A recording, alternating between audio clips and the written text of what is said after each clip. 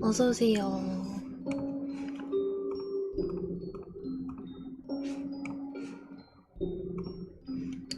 하리야, 플레이님 어서오시고요.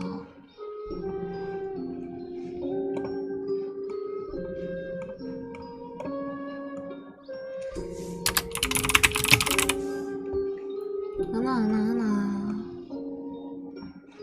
나 알림 좀?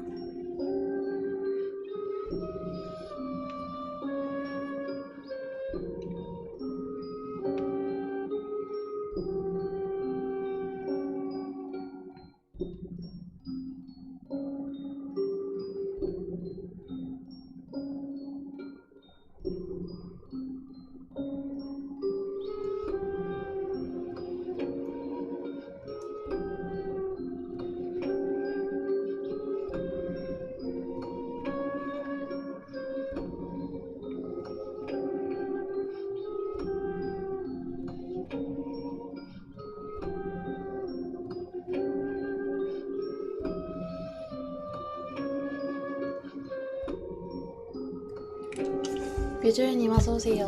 하나. 그래서 첫 번째 이야기는 헤어진 여자의 이야기입니다. 여자친구가 있었대요. 근데 이제 결혼이 부담스러워서 헤어지려고 했다가 그게 싸움으로 번져서 그 다음부터의 이야기입니다. 안녕. 안녕.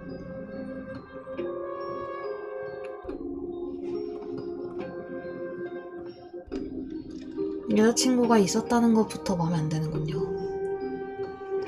근데 얘기를 듣다 보면은 차라리 안 사귀는 게 낫겠다 싶을 정도로 그런 이야기입니다.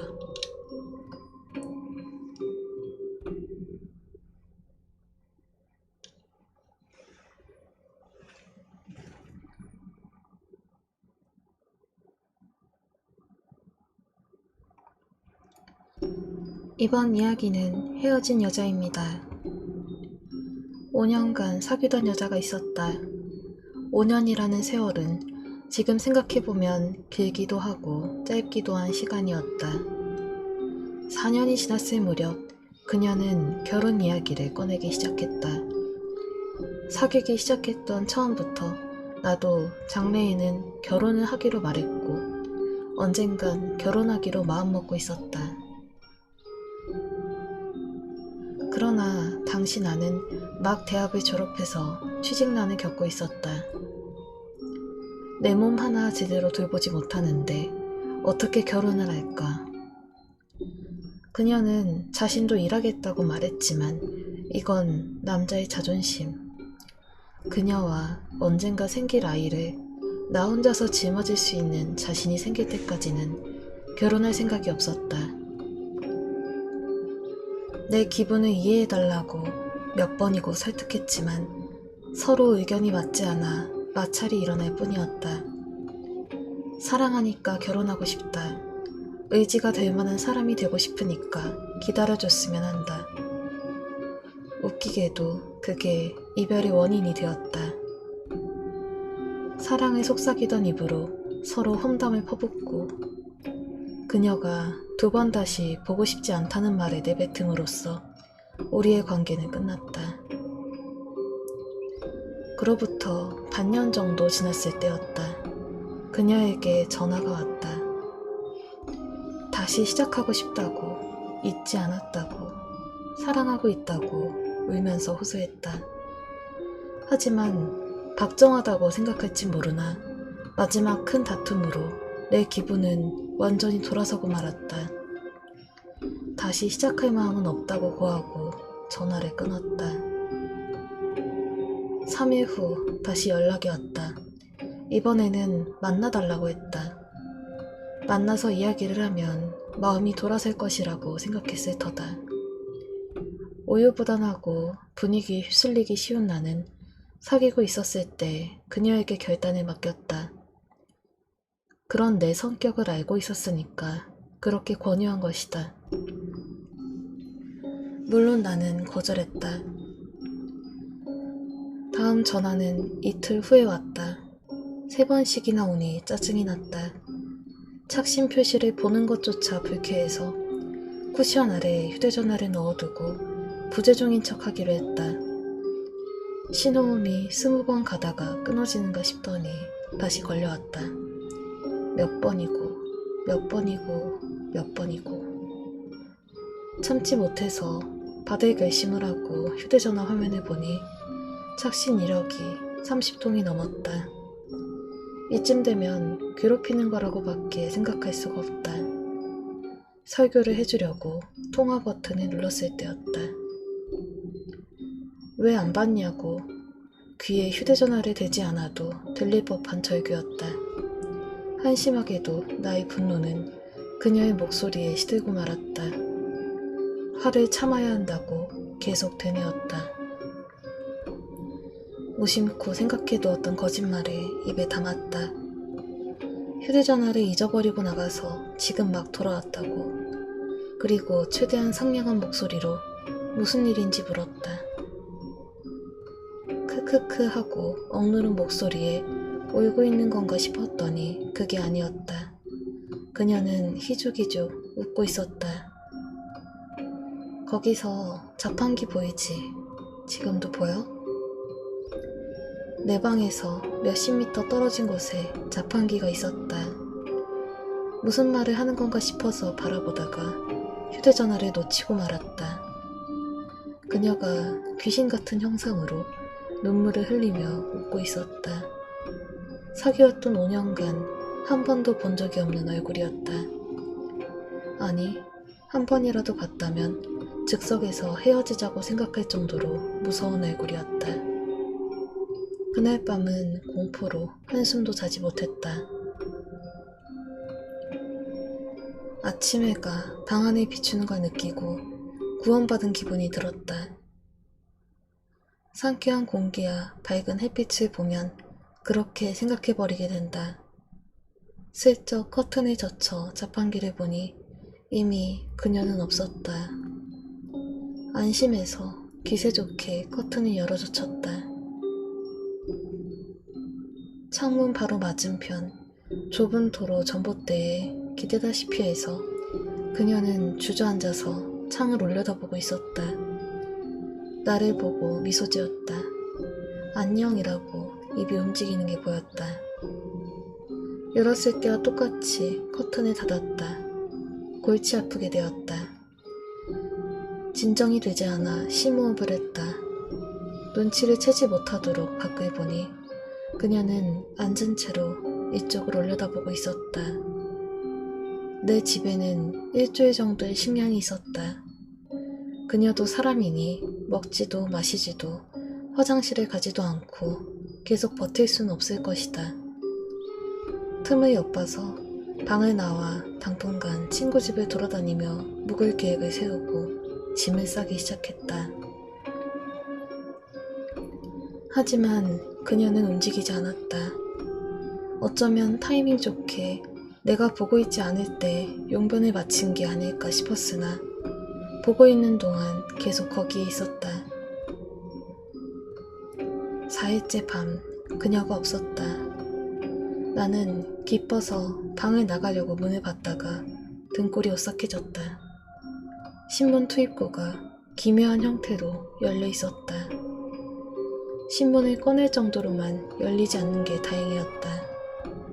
90도로 열리는 형태니까 나는 거기서 그녀의 눈을 보고 말았다. 좀 더 열려고 손가락이 꿈틀거리는 게 보였다. 저기 들여보내줘. 이야기하자. 그렇게 사랑했잖아. 한 번만 더 이야기하자. 머릿속에 떠오른 건 오랫동안 보아왔던 미소가 아니라 전날 무시무시한 얼굴이었다.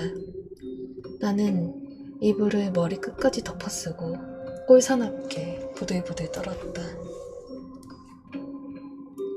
그래도 몇 시간 동안 잠들었던 모양이다. 조심스레 이불에서 머리를 꺼내어 소리를 내지 않고 문 쪽으로 다가갔다. 신문 투입구로부터 붉은 덩어리가 몇 개 떨어져 있었다. 덜컹하고 철판이 자그맣게 열려 무언가가 던져졌다. 붉은 덩어리가 하나 더 늘었다. 그게 무엇인지 이해를 하자마자 나는 경찰에 연락했다. 그것은 살점이었다. 그녀는 자기를 작게 조각내서 방에 들어올 생각이었던 것이다. 얼마 지나지 않아 방 밖에서 소란이 일어나 남성이 구급차를 외치는 소리가 들렸다. 사이렌 소리가 들리고 소동은 더 크게 일어나 조금 뒤에 열어달라는 남성의 목소리에 문을 열었다.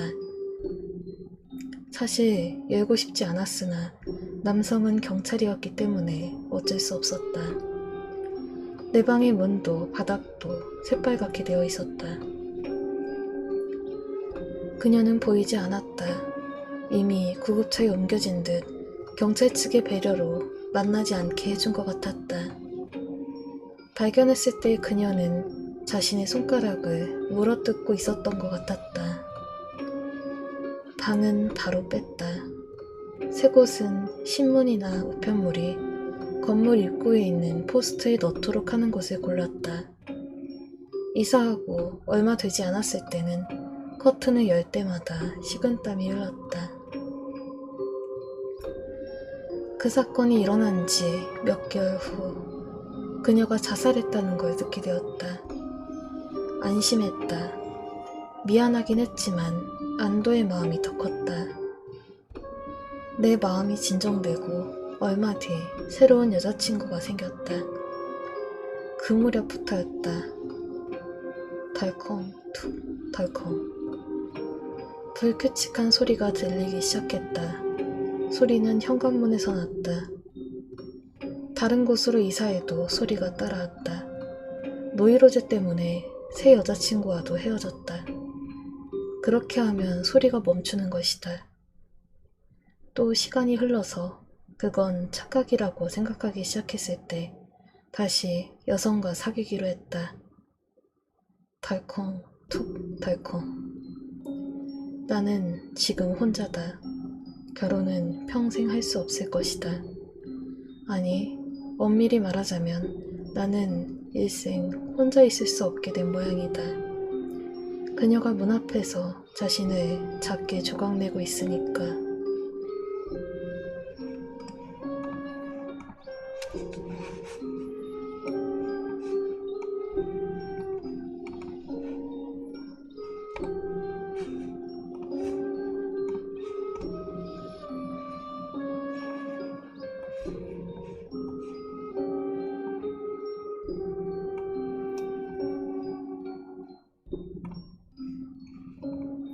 오.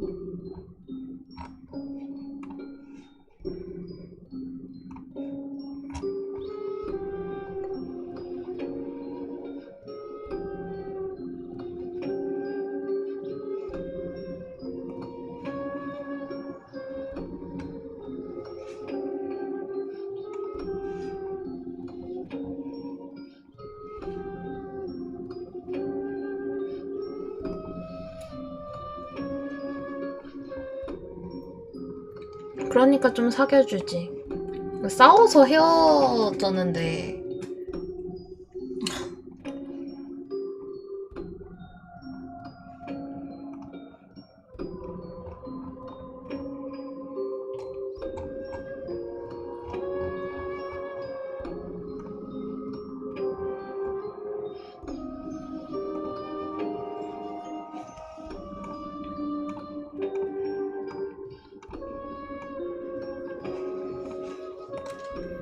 다음 이야기는 호러 데이터입니다.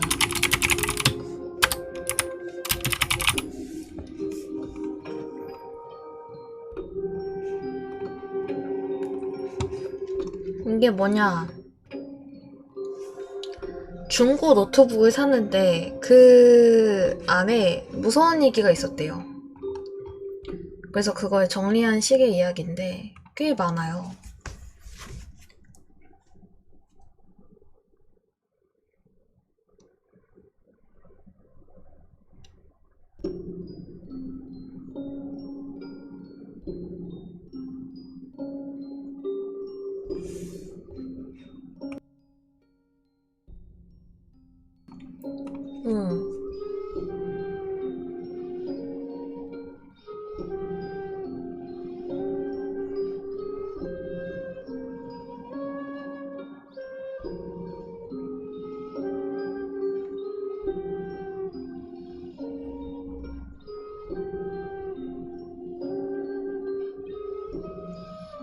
데이터가 남아있다니.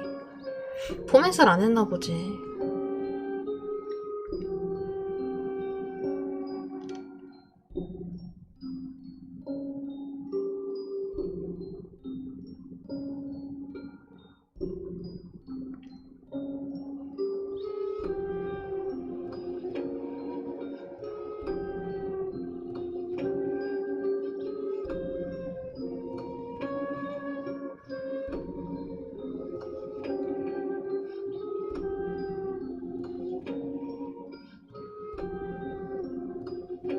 중고거래 매너라곤 1도 없는 사람이고.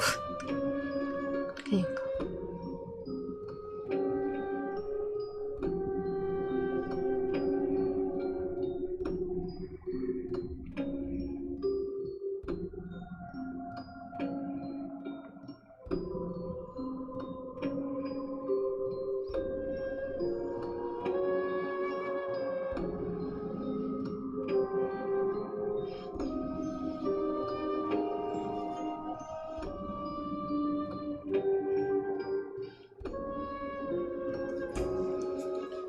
그래서 호러 데이터입니다.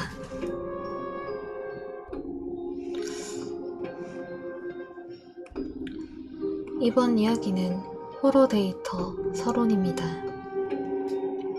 갑작스럽지만 좀 재밌는 데이터를 찾았어.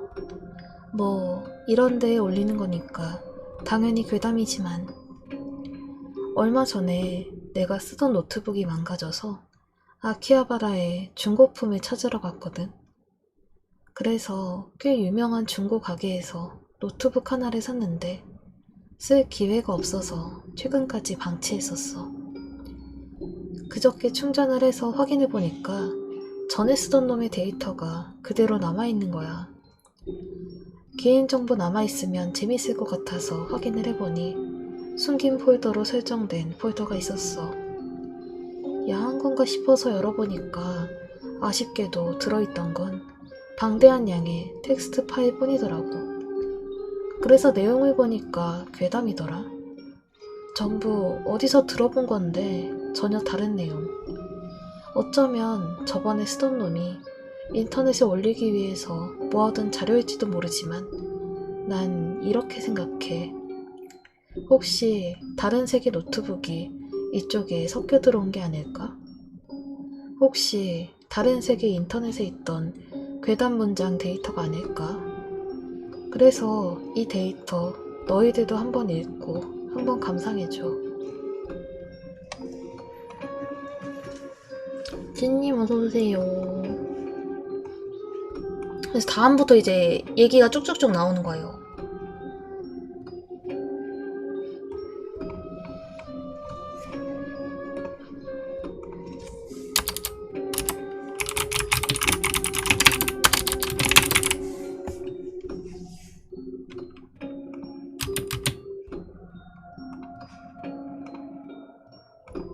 뭔가 재밌을 것 같은데.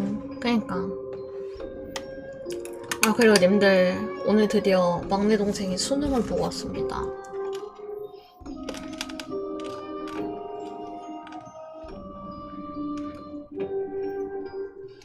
앞을 향한다라.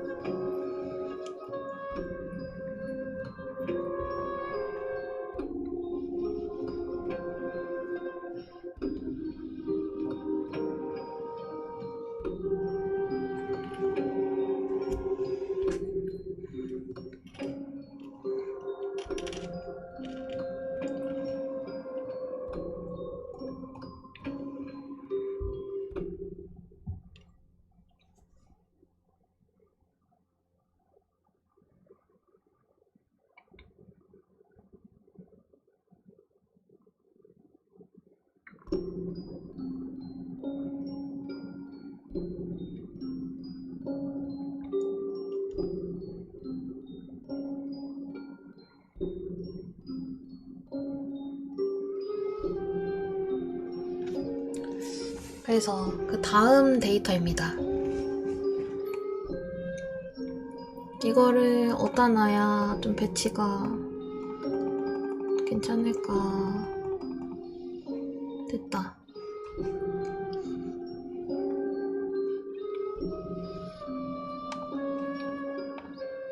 이번 이야기는 호러 데이터 옆을 향하고 있다입니다. 내가 초등학교를 다니던 무렵의 이야기. 학교 근처에 수상한 사람이 자주 출몰하고 있었다. 중년인 것 같은데 늘 파카를 입고 있고 후드를 뒤집어 쓰고 있어서 얼굴을 제대로 본 녀석은 없었다.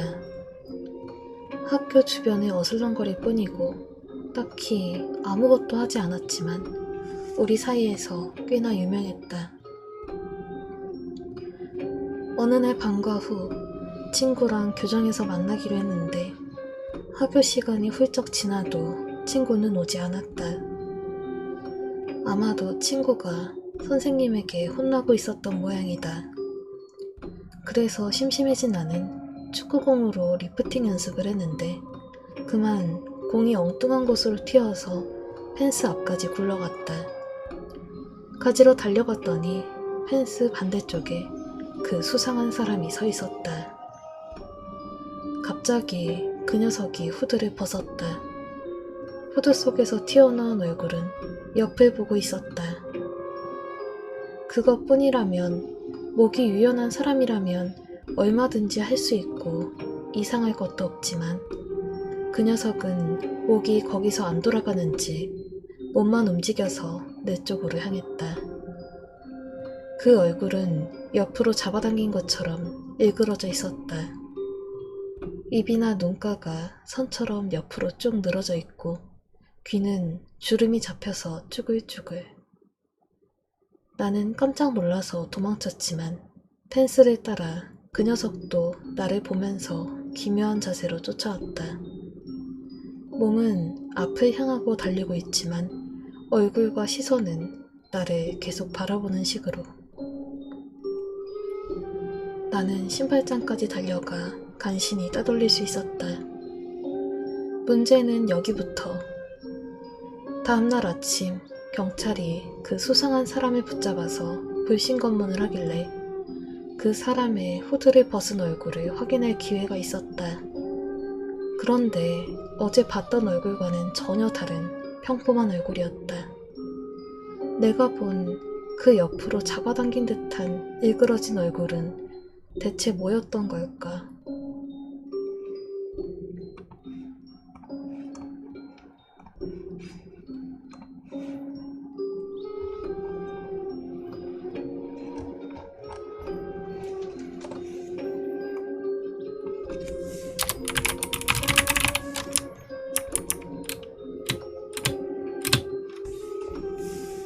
다음 거는 풍선 귀신입니다.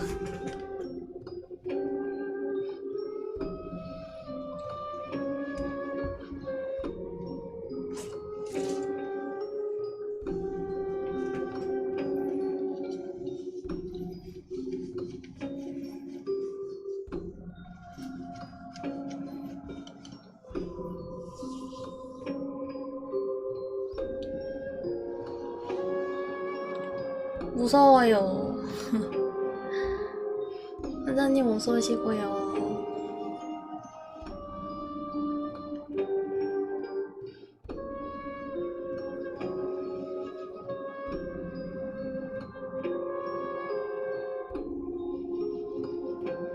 어서 오세요.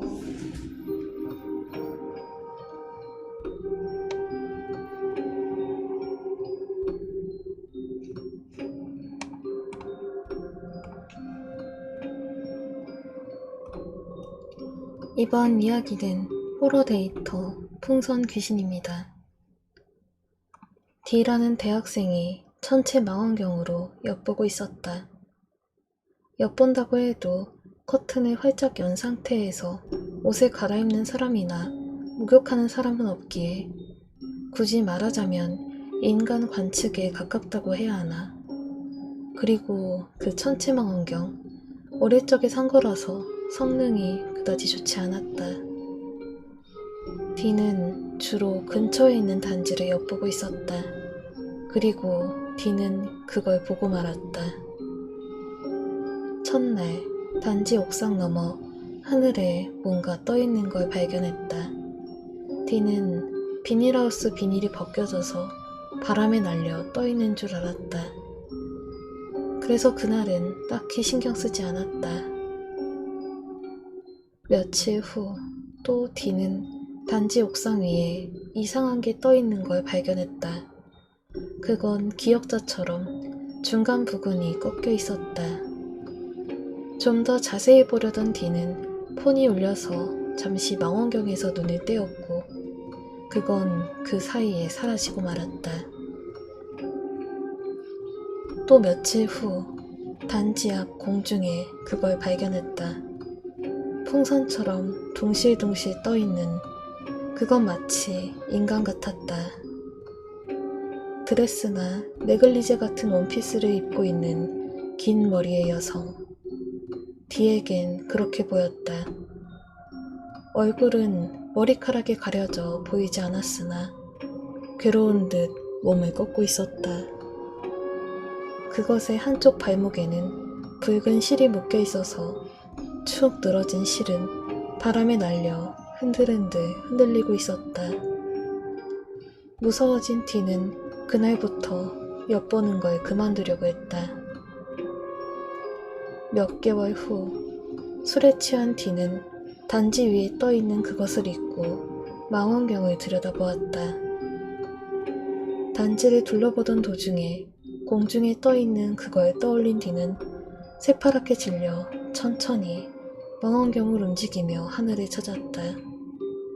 하지만 망원경을 아무리 움직여도 그건 보이지 않았다. 밑에 떨어졌나 싶어서 밑을 확인해봐도 없었다. 틀림없이 누가 장난으로 인간 모양 풍선을 띄운 거겠지. 그렇게 생각한 디는 망원경에서 눈을 떼었다. 시야 끝에 비친 붉은 실. 그건 창문 밖 바로 근처에 매달려 있었다. 디는 반사적으로 커튼을 쳤다. 그날 이후 디는 커튼을 열 수 없었다고 한다.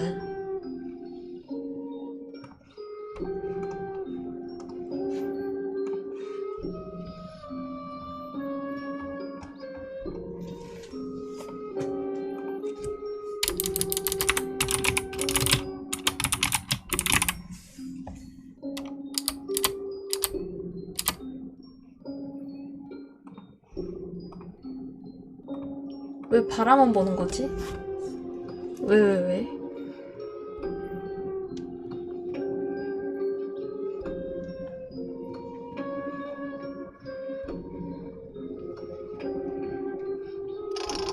아이고, 오빠 많이 감사합니다. 5분 단수. 옴념. 명. 5분 산주.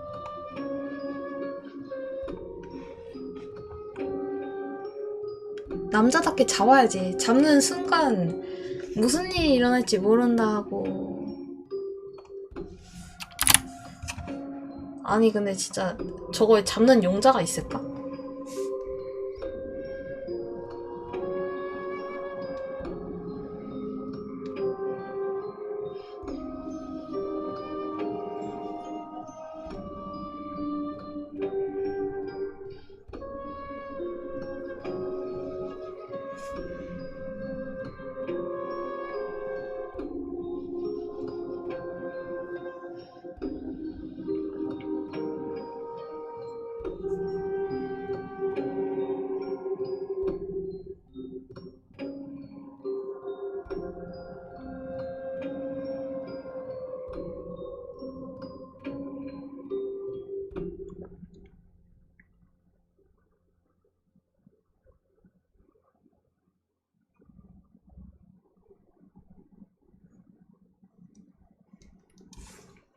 그래서 3층과 2층 사이입니다.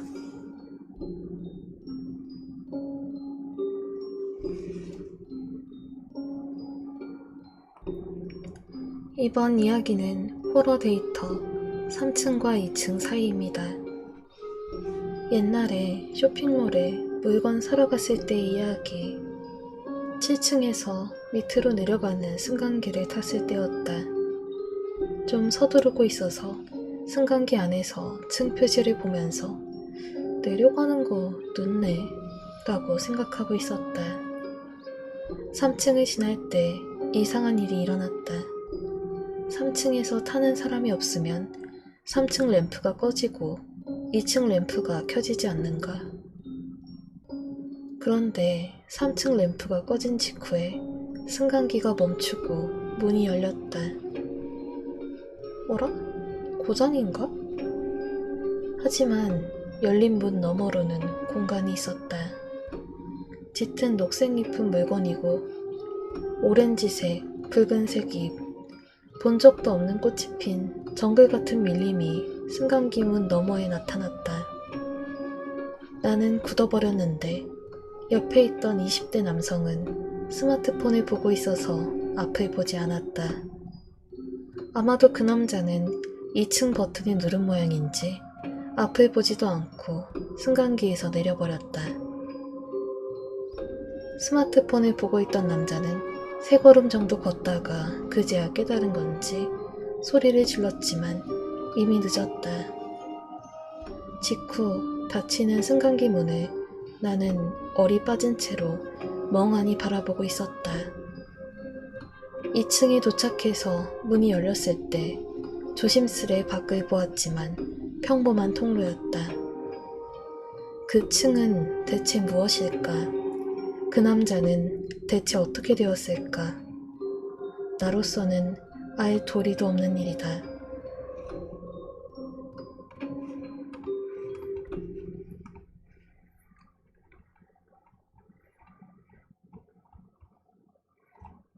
근데 이게 이야기가 짧잖아요. 근데 꽤 많거든요? 몇 편까지 있냐면은 80개까지 있어요. 이것을 언제 다 하지? 일단 오늘은 가볍게 한 10개 정도만 하면 될 것 같기는 한데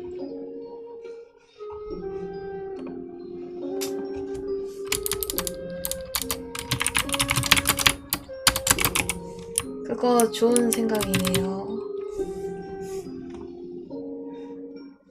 가볍게 10개씩 8일만 하면 되겠다. 좀만 더 버티면 100모로 분량. 그니까요. 근데 100모로 치고는 너무 얘기가 다 잔잔바리 해가지고. 아니 그리고 여러분 오늘 제 남동생 아까 수능 봤다 그랬잖아요. 근데 그래가지고 이제 축하 파티를 해주려고 치킨을 시켰어요. 근데 남동생이 자기는 밖에서 밥을 먹고 온다는 거야. 그래가지고 약간 홍철 없는 홍철팀 느낌으로 남동생 없는 남동생 축하 파티를 했어요. 그래서 네, 그랬습니다. 작두님 어서 오시고요.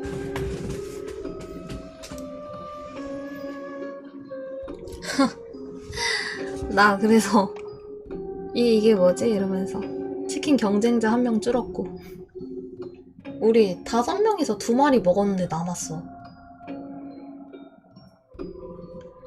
술 마시고 오는 게 아니고 그러니까 걔가 뭐지? 전에 과외쌤들 만나고 온다 그래서 잠깐 집에 들렀다가 나갔다가 다시 왔는데 또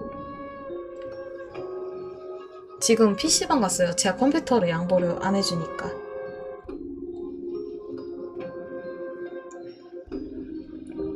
공포 치고 왔어요. 잘 오셨습니다. 근데 지금은 시리즈를 하고 있었는데 이야기마다 다 다르다 보니까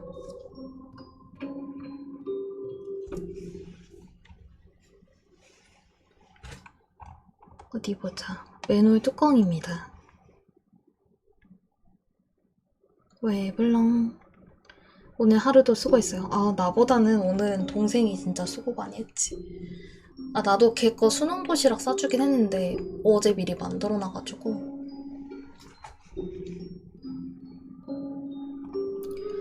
이번 이야기는 호러 데이터 맨홀 뚜껑입니다. 이건 어느 공포 체험을 한 엘한테서 들은 이야기. 계절은 여름, 태풍으로 인한 수해로 하수가 역류해서 맨홀 뚜껑이 뜨게 된 날. 태풍 때문에 일을 쉬게 되어 집에 돌아가게 된 엘은 돌아가는 길에 도로 끝에 하얀 물체가 쓰러져 있는 걸 발견했다고 한다. 다가갈수록 그게 서서히 인간 형태를 하고 있다는 걸 깨닫고 엘은 바로 앞에서 차를 세웠다. 괜찮나요? 무슨 일이신가요? 꽤 비가 많이 내리는 가운데 우산을 쓰고 차를 내린 엘은 말을 걸면서 다가갔다.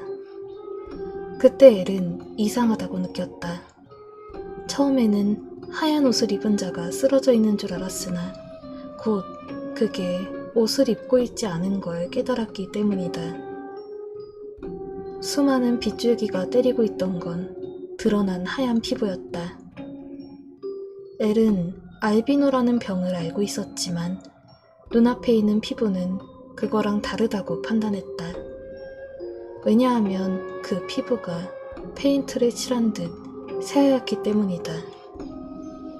게다가 머리는 빡빡 깎아서 머리카락이 한 올도 없었다. 너무나도 이상한 광경에 겁이 난 엘은 누워있는 그것의 얼굴을 보려고 1m 정도 떨어진 곳에서 일단 멈춰 천천히 그 주위를 돌았다. 딱 머리가 보이는 위치에서 엘은 자기 눈을 의심했다. 그 인간 형태를 한 생물에겐 눈이 없었다. 마치 달걀 귀신처럼 매끈한 피부가 얼굴을 덮고 있었다. 정확한 이유는 모르겠지만 아무튼 눈앞에 있는 건 정상적인 인간이 아니라고 느낀 엘은 발길을 돌려 차로 돌아가려고 했다. 차로 가던 엘은 뒤에서 무거운 금속이 움직이는 것 같은 소리를 듣고 돌아보았으나 거기엔 아스팔트밖에 없었다. 아까까지 거기에 있던 새하얀 인간 형태를 한 생물은 없었다. 다만 하얀 생물 근처에 있던 맨홀 뚜껑이 열려 있었다. 서둘러 차로 돌아온 엘은 우산을 조수석에 내던지고 바로 떠났다. 그 이후 엘은 비가 많이 내리는 날에는 맨홀 근처에 다가가지 않았다. 왜냐하면 때때로 맨홀 뚜껑이 열리고 새하얀 손이 뻗어나오는 걸 목격했기 때문이다. 그 새하얀 존재는 뭐였을까? 왜 비가 많이 내리는 날에 나타나는 걸까? 맨홀 및 하수도를 이동하는 걸까? 그것은 왜 자신을 노리는 걸까? 엘은 전혀 알 수 없었다.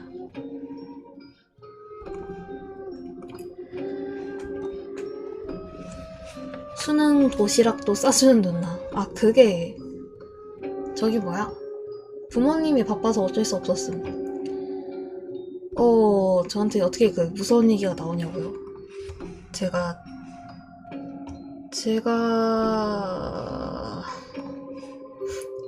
음침해서?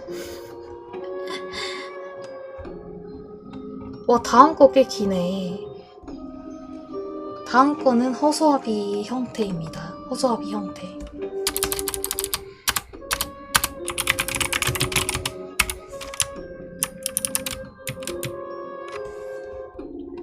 진짜 참누나라고. 아니 근데 어쩔 수가 없잖아. 음침하리. 좀 음침한 편이라.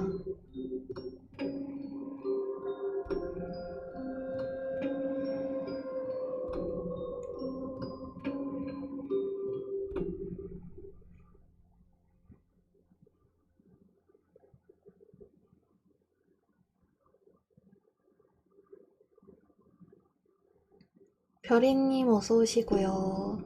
백호님 어서 오세요.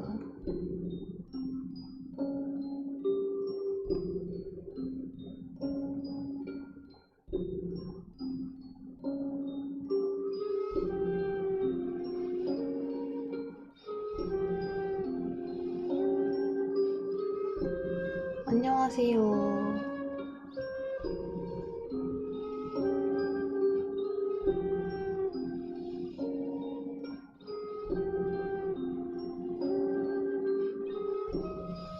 게리님 어서 오시고요. 네, 감사합니다. 아이, 들어오셔서 감사합니다.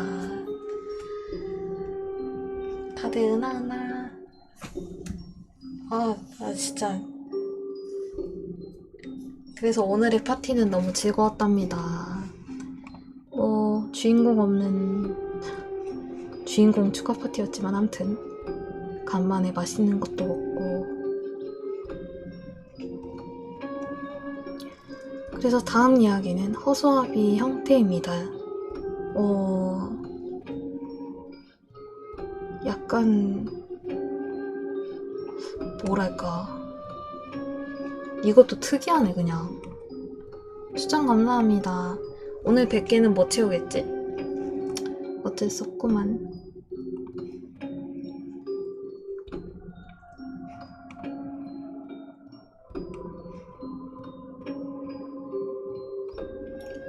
이번 이야기는 호러 데이터 허수아비 형태입니다. 이건 내 반 친구가 알바하던 곳에서 선배한테 들은 이야기. 그 선배를 S라고 하겠다. 이건 S가 고등학생 때 있었던 일이다. S의 집은 시골과 도시 중간인 곳에 있었다. 근처에 있는 역 서쪽은 가게가 많아서 붐볐지만 동쪽은 개발이 늦어서 논밭과 공장밖에 없었다. S의 집은 논밭으로 둘러싸인 곳에 지어져 있어서 역 근처 편의점까지 꽤 거리가 있다고 한다. 밤에 그 편의점에 가는 S는 같은 간격으로 놓인 가로등 불빛을 따라서 역 방향으로 걸어갔다. 밝은 곳에서 손이 보이지 않을 만큼 어두운 곳을 교대로 이동하는 S. 어두움과 가로등 불빛이 비추는 곳 중간 지점에 S는 목소리를 들었다. 멈춰선 S는 주위를 둘러보았지만 인형은 논밭 안에 있는 허수아비 뿐이었다. 이때 S는 이 시기에 논밭에 허수아비가 있는 건 이상하다고 생각한 모양이다. 논밭 안에는 파릇파릇한 모만 있었다. 새가 쪼아먹을 벼이삭은 아직 없었다. 어이, S, 여기야. 낯익은 목소리에 주머니에 있던 핸드폰을 꺼내어서 라이트를 켠 S는 허수아비가 있는 방향에서 목소리가 들리는 걸 깨달았다. S는 허수아비를 라이트로 비추었다. 그 허수아비 얼굴은 친구인 K와 비슷했다. 야, S, 날 알아보겠어? 자세히 보니 그 허수아비는 K 그 자체였다. 파란 셔츠에 데님, K가 자주 입던 복장이었다. 하지만 바지자락이나 셔츠 소매에서 튀어나온 건 인간의 팔다리가 아니라 장죽이었다. S는 어안이 벙벙했다. 하지만 곧 평소 K의 행실을 떠올리고 그게 짓궂은 장난이라는 걸 이해했다. K는 이런 고약한 장난도 스스럼 없이 버리는 놈이다. 너 뭐 하는 거야? 야, 좀 실수했어. 희미한 미소를 지으면서 K는 사정을 설명했다. 친구를 놀리려고 허수아비로 분장을 했는데 도와준 동료가 어디론가 가버려서 원래대로 돌아올 수 없는 모양이다. 너 진짜 바보구나. S는 한심해했다. 미안하지만 좀 뽑아주지 않을래? 허수아비는 새를 쫓기 위해 세워져 있어 높이 설치되어 있다. 거기에 맞추어 K도 장죽에 높이 매달려 있다. K를 내리려면 일단 뽑아야 한다. K는 논밭 거의 한가운데에 서 있다. 논밭에 꽂힌 장죽을 뽑으려면 진흙이 묻을 각오를 해야 했다. 아니, 다른 애들 좀 다시 부를 수가 없냐? 양팔도 묶여있으니까 폰도 못 꺼내. K의 양팔은 높은 곳에 있었기에 발돋움을 해도 닿지 않을 것 같다. 진흙을 묻히지 않고 뽑을 수 없을까 고민하던 S는 K에게 최단거리로 다가갈 수 있는 곳을 찾으려고 논밭 주변에 걸었다. 논밭을 바라보며 걷던 S는 어떤 사실을 깨달았다. 혹시 K가 장난을 치기 위해 다른 사람들 도움을 받아 장죽을 논밭에 꽂았다면 논밭 안에 흔적이 남아있어야 한다. 논은 물에 젖어 있어 라이트 불빛으론 잘 안 보였지만 진흙이 튀거나 뭐가 짓밟혀 있어야 할 텐데 그런 건 보이지 않는다. 야, 그만둬. S, 그만둬. 문득 들려오는 목소리에 S가 고개를 드니 거기에는 또 다른 허수아비가 서 있다. S가 이동하자 K 뒤에 숨어있던 허수아비가 보인 것이다. 그만둬 S, 너는 속고 있어. 또 다른 허수아비 얼굴은 K반 담임인 Y 선생님이었다. S는 혼란스러워졌다. K는 장난을 치기 위해 허수아비로 분장했다고 말했다. 하지만 Y는 성실하기로 소문난 선생이다. 그런 Y가 K의 장난에 가담할 이유가 없다. 그때 K가 크게 닥치고 있으라며 조금만 더 하면 되었다고 크게 소리를 내었다. 그걸 무시하고 Y의 모습을 한 허수아비가 이렇게 말했다. 어서 도망쳐 S. 빨리 도망치지 않으면 너도 이렇게 되는 거야. 이렇게 된다? 무슨 뜻이지? 멍하니 생각하던 S는 논밭에 꽂힌 두 허수아비를 보고 뭔가 이상한 일에 휘말렸다는 걸 느꼈다. K가 다급한 어조로 그놈 말을 듣지 말라고 얼른 자기 뽑아달라고 소리쳤다. 그만둬. 얼른 집에 돌아가. 빨리. Y도 필사적으로 S에게 말했다. 두 허수아비가 소리치는 기이한 광경에 공포를 느낀 S는 달려서 도망쳤다. 다음날 아침 교내 방송으로 K와 Y가 어젯밤부터 실종되었다는 이야기가 흘러나왔다. S가 아는 한 그들은 아직 발견되지 않았다고 한다. 이야기를 들은 내 반 친구는 S에게 이렇게 말했다. 경찰에겐 얘기 안 한 건가요? 아니, 그치만 논밭 안에 허수아비 차림을 하고 서 있었다라고 어떻게 말해. 논밭 안에 들어갔다면 어떻게 되었을까요? 무서운 말 하지 마. 난 그 뒤로 허수아비나 논밭은 무서워서 다가갈 수가 없으니까. 그 후 S집이 있던 곳은 개발이 진행되고 논밭이나 공장을 허물고 주택지가 되었다고 한다.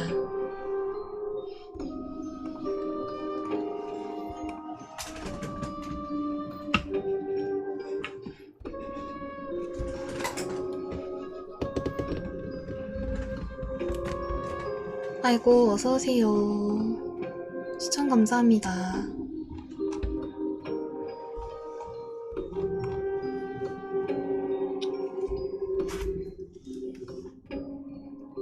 허수아비 너무 무서워. 허수아비가 진짜 이거 말고도 좀 무서운 얘기가 있었는데, 영상으로.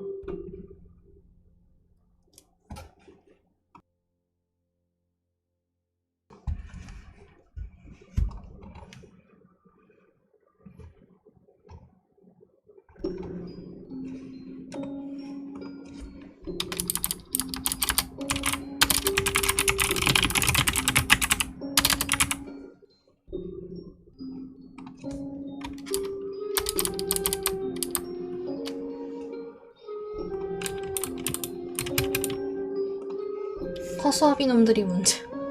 그게 뭐야. 허수아비가 막 총총총 막 이렇게 쫓아오던데.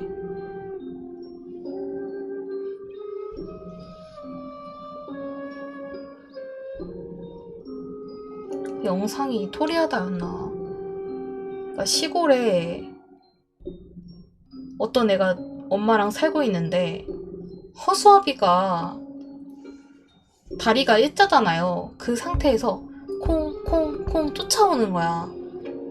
그래서 막 집 앞까지 쫓아와가지고 막 창문을 흔들어. 데려가려고 애를. 그래서 진짜 허수아비가 문을 열고 애를 막 데려간다? 데려가다가 이제 실패를 한 거죠. 그래서 막 그 허수아비는 뭐였을까 뭐 이런 얘기 있었는데 너무 옛날에 봤다 그거. 제목도 모르겠어. 유튜브에 치면 나올까? 허수아비 귀신? 그 배경은 기억이 나는데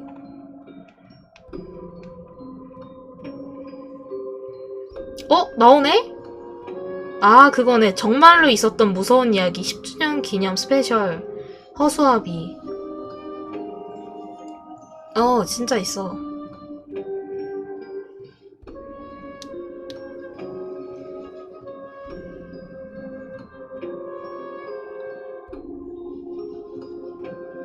맞아 이 꼬마 애였어. 근데 여기 나오는 허수아비가 진짜 무섭게 생겼어요. 진짜 뭔 일 칠 것처럼 생겼어. 아 이거 보여드리고 싶은데.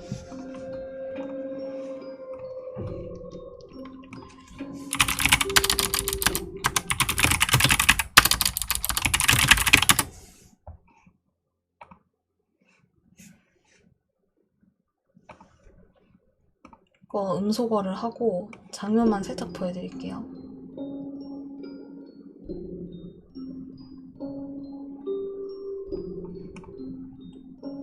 그래 이 허수아비였어. 잠시만요.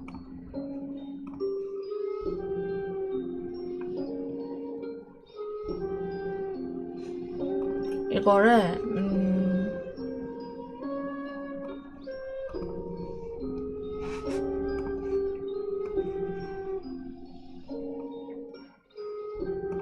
저장을 해서 띄워드릴게요. 됐다. 캡처했다.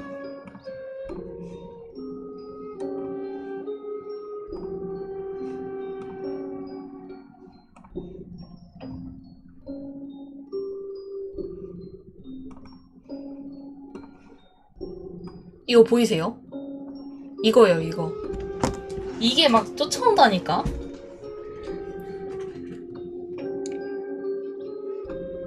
아 근데 이건 딱 봐도 허수아비가 너무 무섭게 생기지 않았나?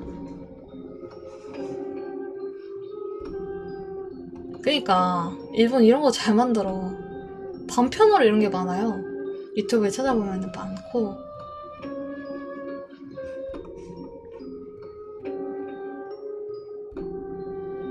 그래서 허수아비 얘기하길래 생각이 났어요.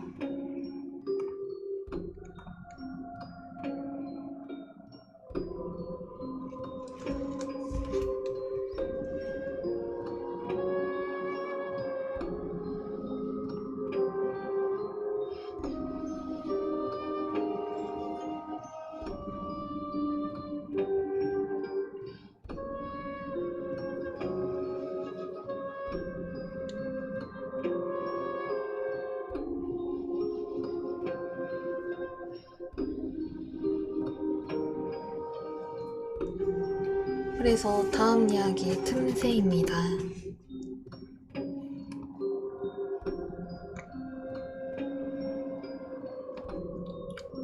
이번 이야기는 호러 데이터 틈새입니다. 여름, 더운 날에 에어컨을 계속 틀어놓았다. 에어컨도 산지 5년이 지나서 꽤나 낡았다. 심야 그 에어컨에서 바람이 안 나오게 되었다. 당연히 점점 더워지는 내 방. 열이 받은 나는 에어컨에게 소리쳤다. 야, 이렇게 더운데 쉬면 안 되지. 그러자 끄러워 라고 자그마한 목소리가 에어컨에서 들려왔다. 내 방에 있는 에어컨은 창 쪽에 있으니 이온 목소리는 절대로 아니다. 난 일어나서 에어컨을 살펴보았다. 기계음을 내면서 바람 방향을 바꾸는 날개가 움직이고 있다. 천천히 위로 올라가는 날개의 안쪽, 어둠 속에 이쪽을 노려보는 눈이 있다. 나는 얼어붙고 말았다. 잠시 서로 눈을 바라보고 있다가 그 눈이 획 옆으로 돌아갔다. 목을 돌려서 옆을 보는 식으로.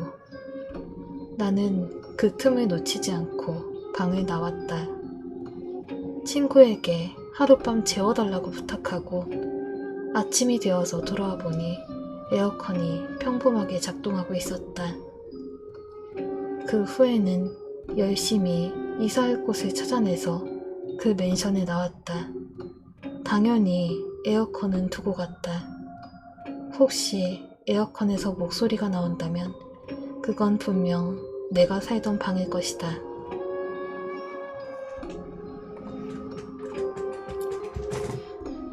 리얼리님 어서오세요. 여러분 12시입니다. 버튼 한 번씩 부탁드릴게요.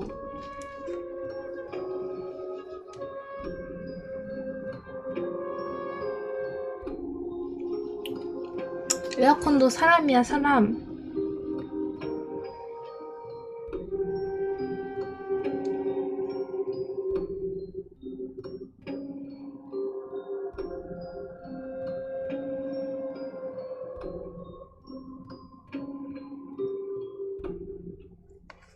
에어컨은 귀신이네.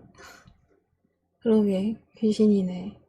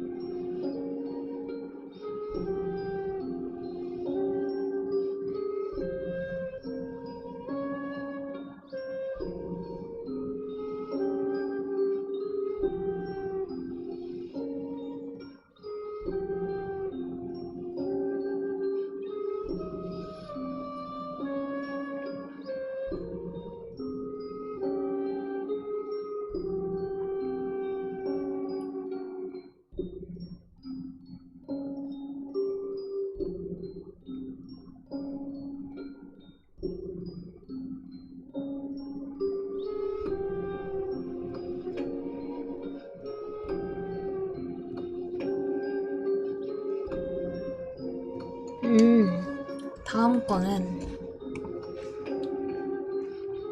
막간? 아, 그거네. 그거네. 댓글 첫 번째 보자마자 뭐 떴는지 아세요? 맵 구라칠. 두 번째 뻥이요. 보통 중국 컴퓨터 포맷하잖아. 그래서 맞아. 그래서 이상한 거야. 됐고 왜 제목이 붙어있는 거야? 이랬더니 원본 데이터에도 제목 붙어있으니까 올린 거야.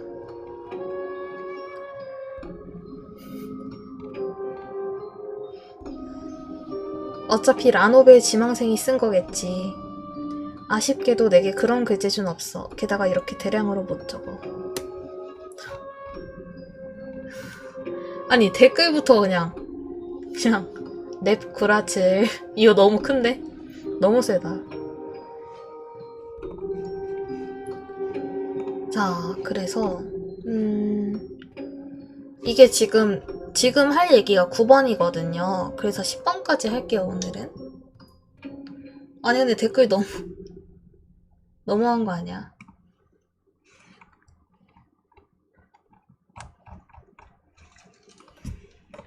다음 이야기는 과거가 나온다입니다.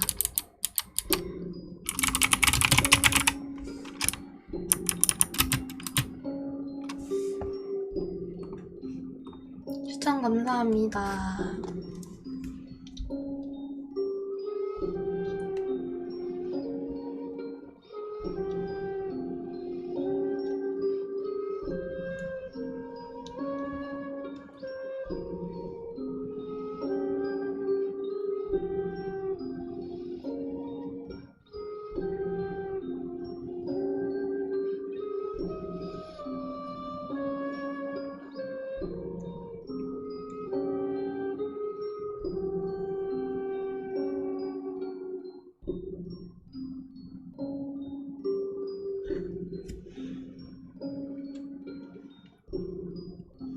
물 다 먹었네.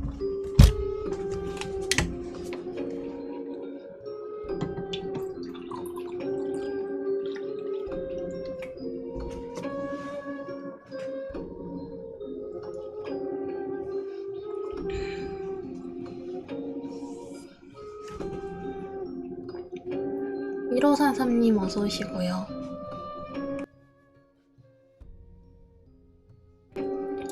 오늘 어쩌다가 무슨 모바일 게임 하나를 찾았거든요. 제가 원래 쿠킹덤만 하는데 모바일 게임은, 근데 쿠킹덤이 오류가 좀 나가지고 삭제를 하고 재설치를 하는데, 뭐 추천 게임 같은 거 있잖아요. 그 중에서 무슨 카페 게임이 있었는데 너무 재밌어가지고 오늘 진짜 내내 한 듯?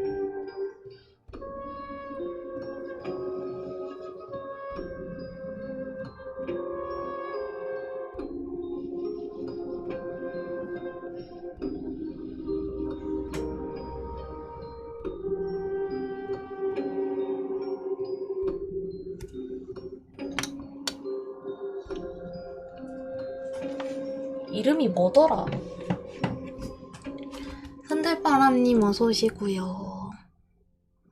이름이 모퉁이 윗 카페야.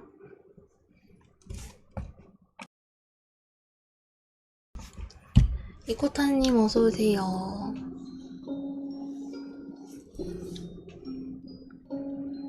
그래서 과거가 나온다 편입니다.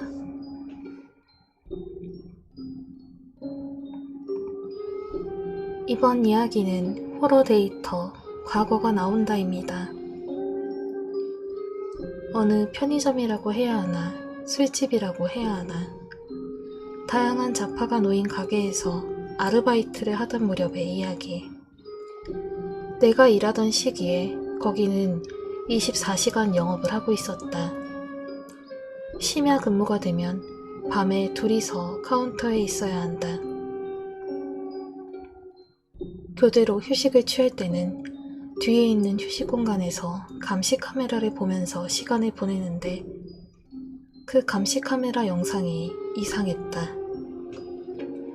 나도 처음에 들었을 때는 반신반의했는데 카메라 한 대에 과거에 찍혔던 영상이 나오는 것이다. 영상이 나오는 건 심야 2시 30분에서 4분간. 누가 화면을 조작해서 녹화 영상을 트는 게 아닐까 싶어 배선을 확인했지만 카메라와 녹화 기재는 이어져 있지 않았다. 나는 신기해했지만 다른 알바들은 과거 녹화된 영상 로그가 혼선을 일으킨 거라며 시큰둥해했다. 다른 알바한테 들은 건데 이 이야기를 점장에게 하면 안 된다고 한다. 점장에게 그 말을 하면 엄청 끔찍한 영상으로 바뀌기 때문이다. 사람이 납치 감금되는 영상으로 바뀐다. 점장이 과거에 실종된 알바를 죽이는 영상으로 바뀐다. 그 실종된 알바가 찾아온다. 저 세상으로 끌려간다. 점장에게 말한 놈도 실종된다 등등 여러 소문이 돌고 있었다. 겁쟁이인 나는 그걸 증명할 배짱이 없었기에 점장에게 그런 얘기를 한 적은 없다. 점장과 감시 카메라 사이에 무슨 관계가 있는진 모르겠지만 나는 이미 알바를 관두었기 때문에 그 후에 어떻게 되었는지는 모른다.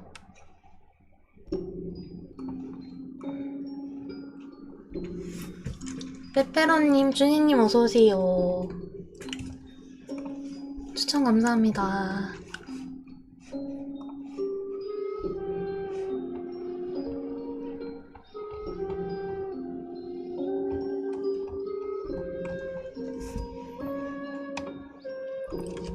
다음 이야기는 장래 행렬입니다.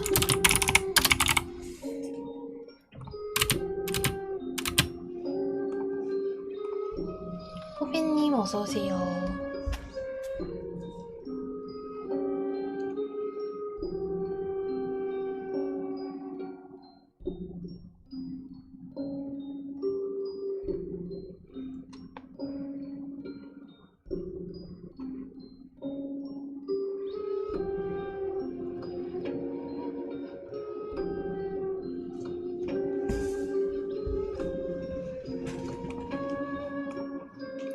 이번 이야기는 호러 데이터 장래 행렬입니다.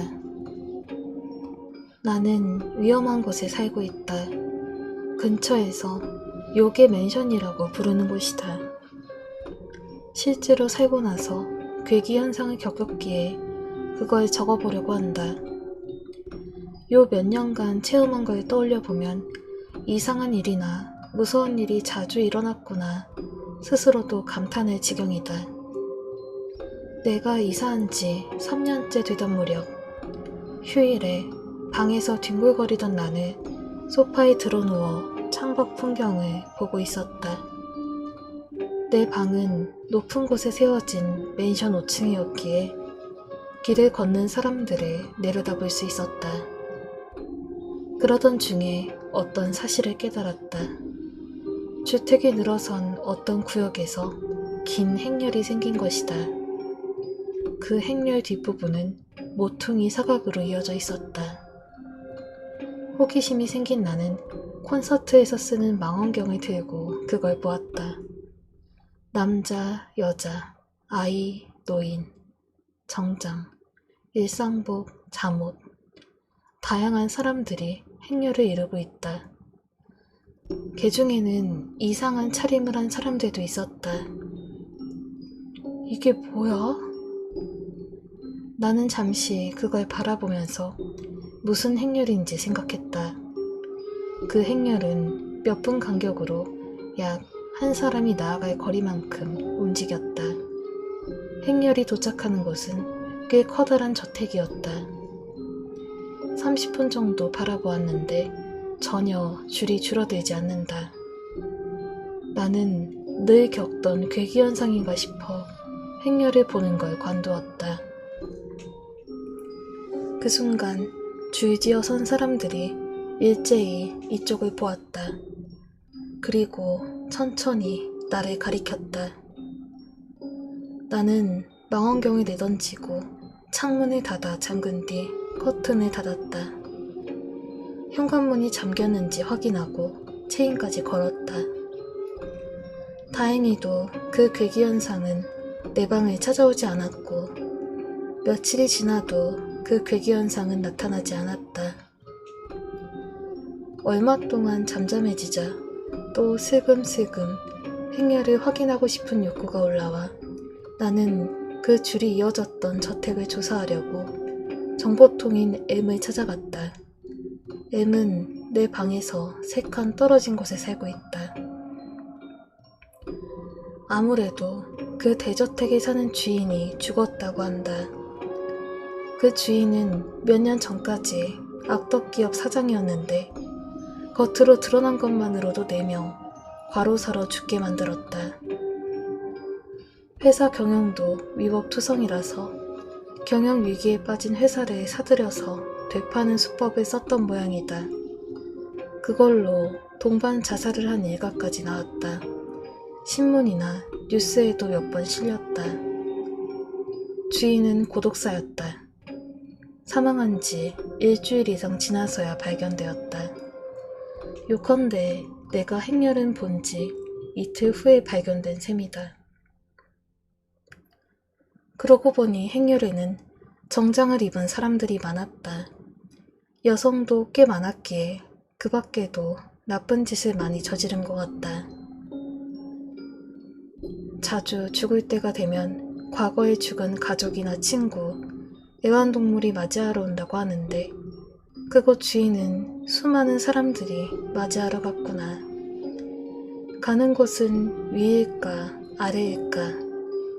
뭐 당연히 아래겠지. 집으로 돌아가는 게 나는 행렬 끝에 어떤 지옥도가 펼쳐지고 있을지 상상하고는 몸을 부르르 떨었다.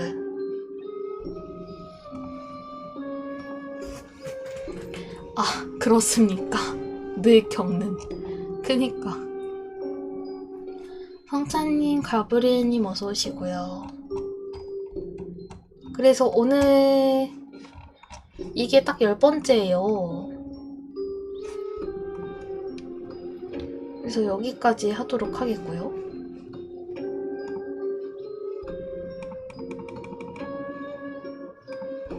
아쉬운데? 어차피 80개 있어. 앞으로 70개 남은 거야. 너무 빠른데? 아, 이게 얘기가 다 짧아가지고 어쩔 수 없어.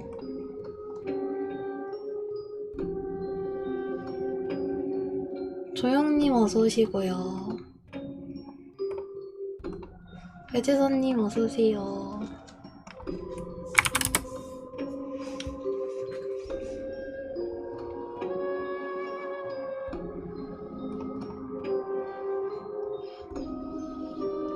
안녕하세요.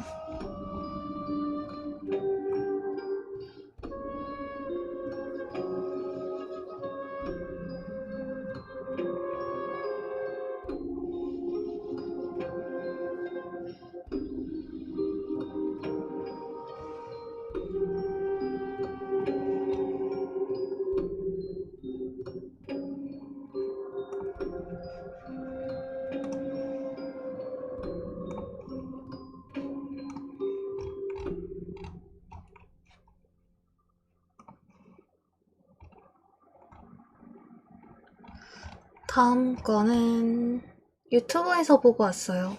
아, 정말요? 여기까지 오시다니 정말 감사드립니다.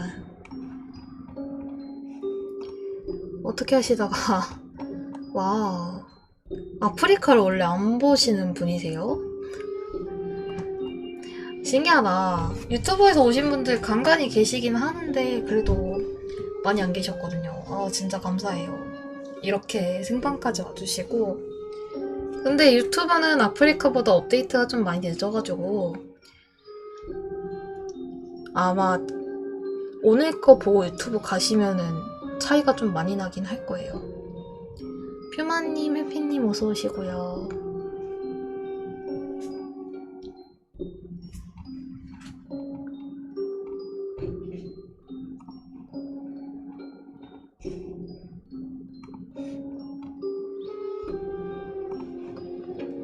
반갑습니다. 간간히 챙겨보겠습니다. 감사합니다. 해피님 반갑습니다.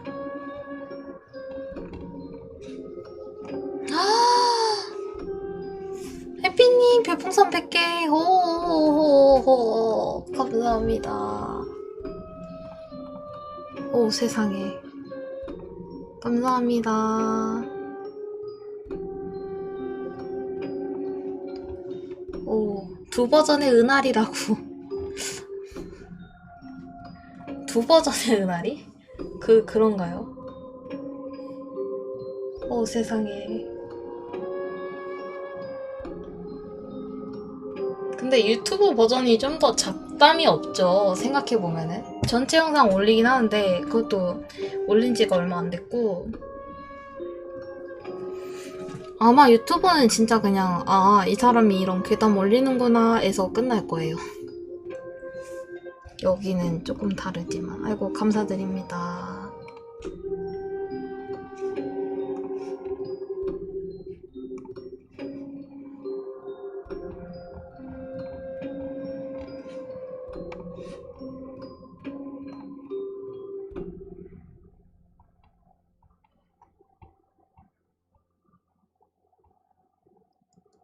항상 좋습니다. 감사합니다.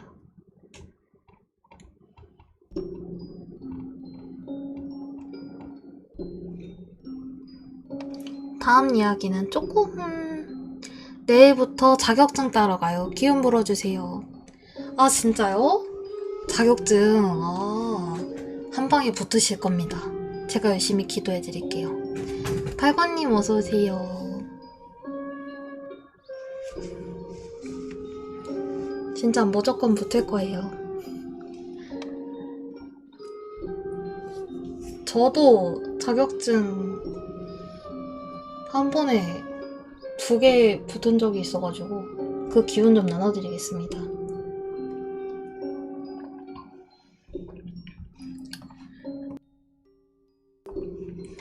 아이고 해피님 50개 또 감사합니다. 고마워요. 아 감사합니다. 훈이님 어서오시고요. 꼭 붙으실 거예요. 원래 노력한 만큼 결과가 있는 거니까. 그리고 또 제 동생도 오늘 수능 봤거든요. 그래서 다음 이야기는 온천이라는 제목의 이야기입니다. 얘기가 꽤 길기도 하고요. 근데 또 재밌어요, 이게.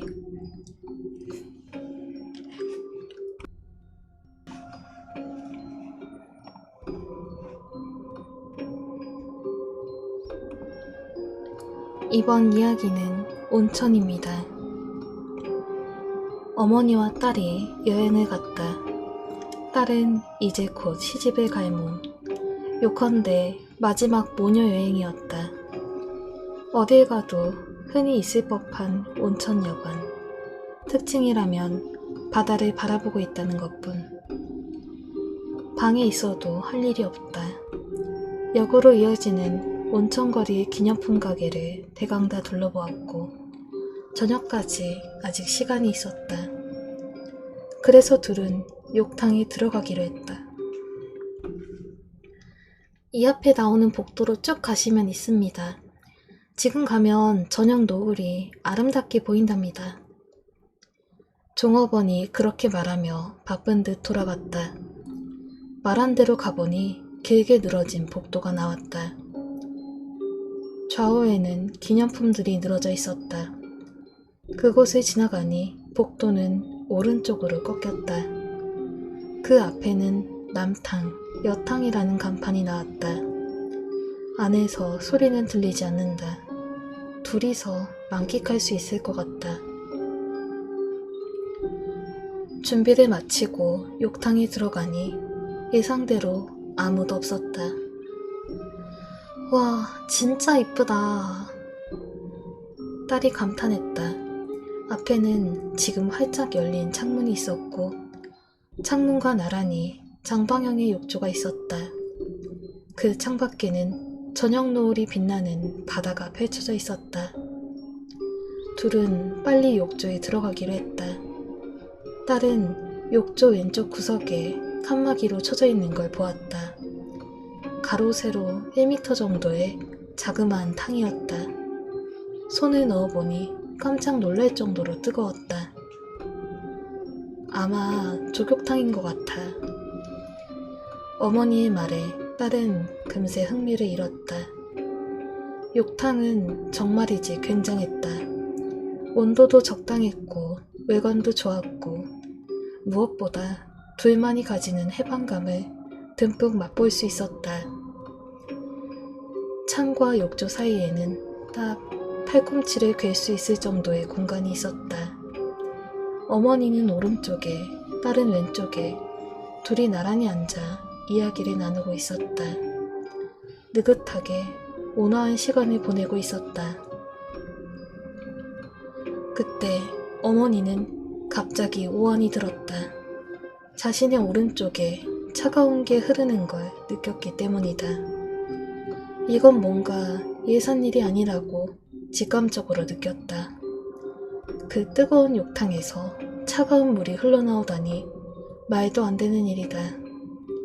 게다가 시선의 끝에 무언가가 슬쩍 보인 것만 같아 신경 쓰였다. 갑자기 무서워졌다.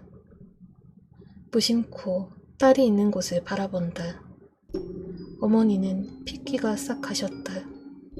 딸의 표정, 이때까지 본 적이 없었던 표정. 그래도 시선은 자신의 옆을 향하고 있었다. 입은 뭔가를 말하려는 듯 뻐끔거리고 있었지만 목소리는 나오지 않았다. 어머니는 마음을 굳게 먹고 돌아보기로 했다. 분명히 아무도 없었을 터였다. 그렇다고 누가 나중에 들어온 것도 아니었다.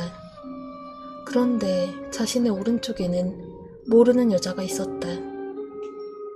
그것도 자신과 똑같은 자세로 팔꿈치를 괸고 밖을 보고 있었다.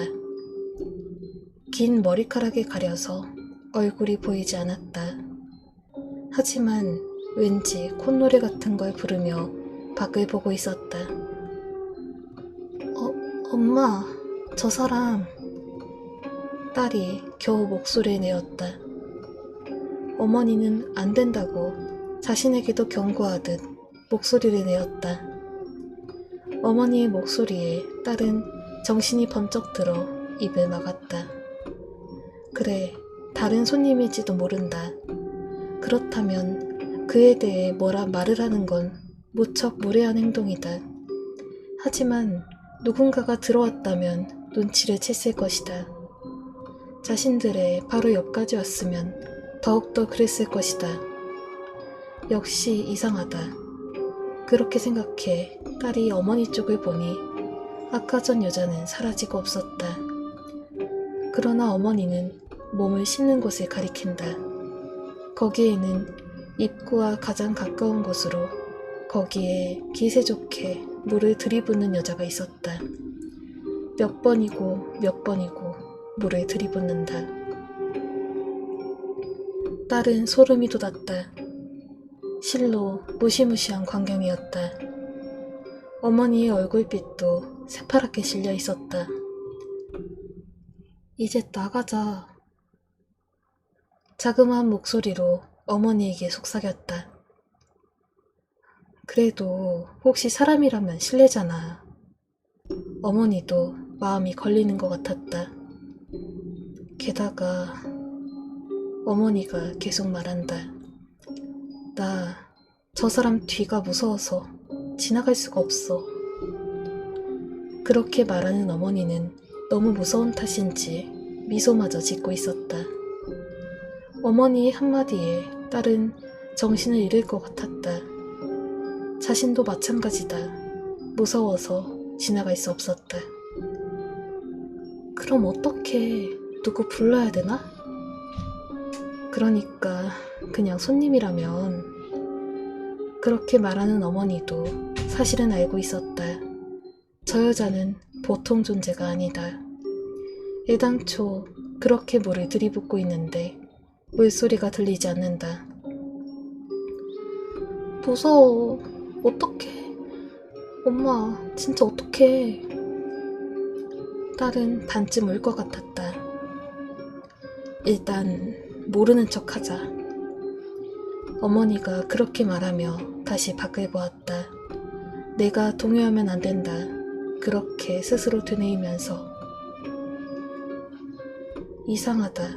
아까는 물소리 같은 건 전혀 들리지 않았는데 등 뒤에서 첨벙거리는 소리가 들린다.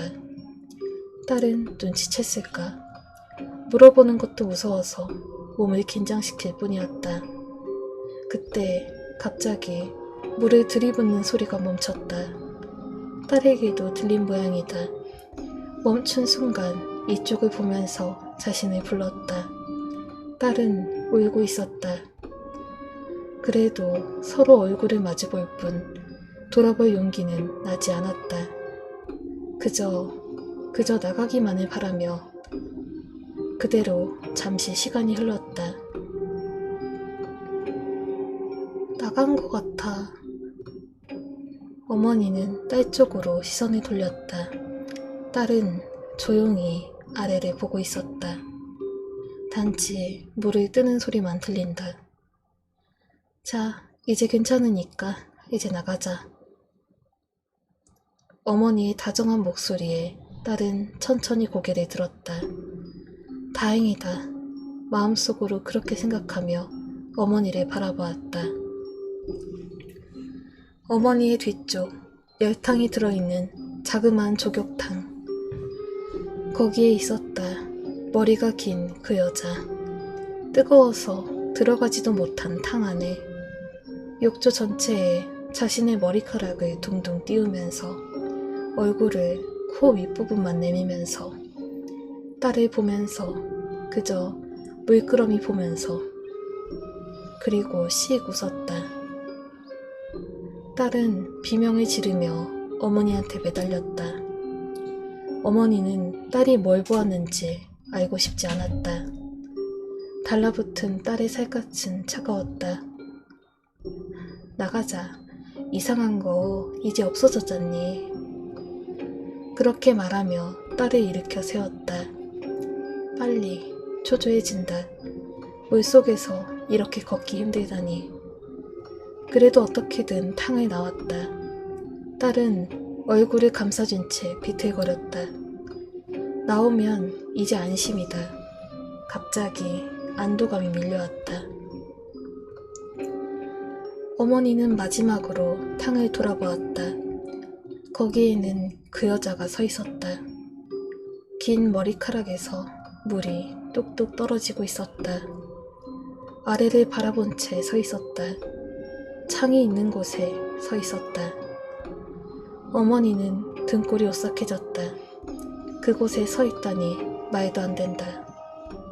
창과 탕 사이는 겨우 팔꿈치를 꿰 만큼의 공간밖에 없으니까. 그러고 보니 여자의 몸은 희미하게 떠 있는 것 같았다. 김이 피어오르고 있어서 잘 모르겠다. 어머니도 비명을 지르고 말았다. 둘은 달려나왔다. 몸은 아직 닿지도 않은 채로. 서둘러 목욕 가운에 몸을 걸치고 소지품도 그대로 놓아둔 채 복도로 뛰쳐나와서 가장 가까이 있는 카운터로 달려갔다. 딸은 큰 소리로 뭔가 욕탕이 있다며 종업원에게 소리쳤다. 처음에는 괴이적은 얼굴로 둘의 이야기를 듣던 종업원도 점차 얼굴이 새파래졌다. 그 이야기 진짜인가요? 이런 거짓말 일부러 할 리가 없잖아요. 딸은 자신을 믿지 못하는 걸 눈치채고 벌컥 화를 내었다. 어머니도 거들었다. 저도 확실히 봤어요. 진짜입니다.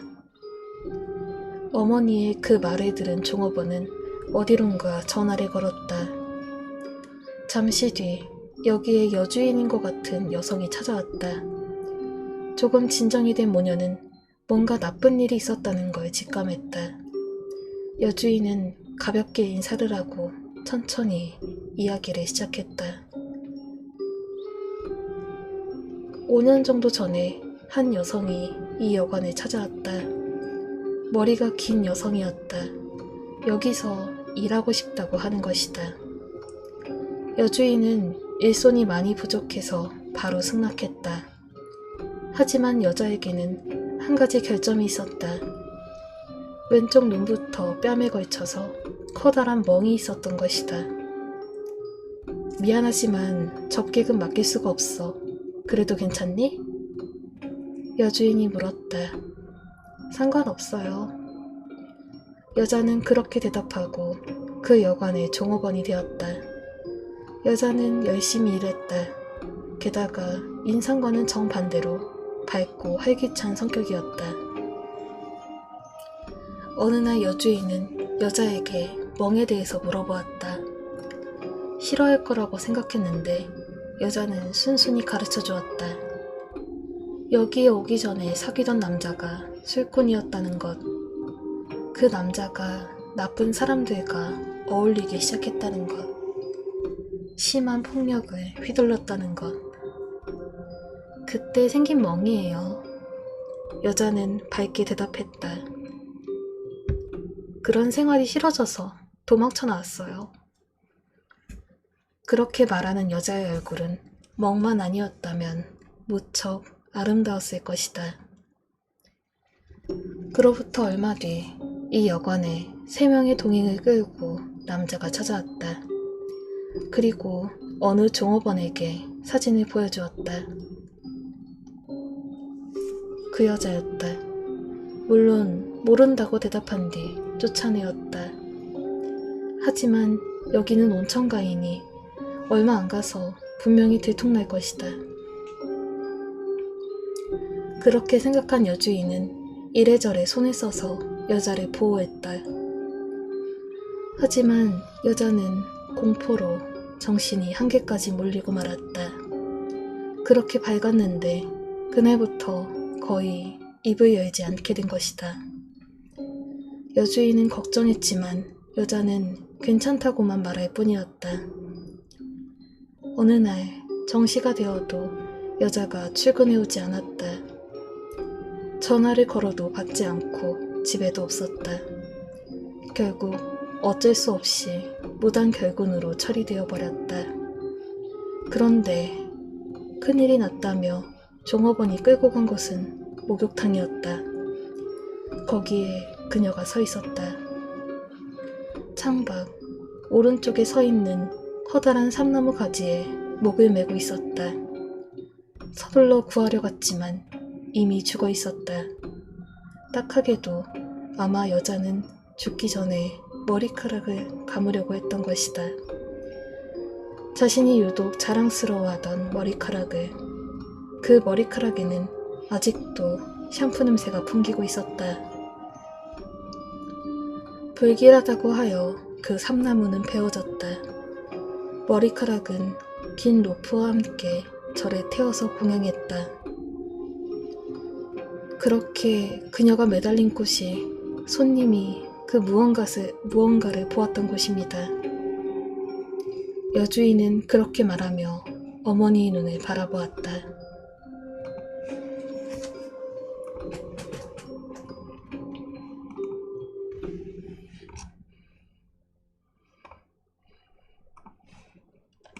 도동.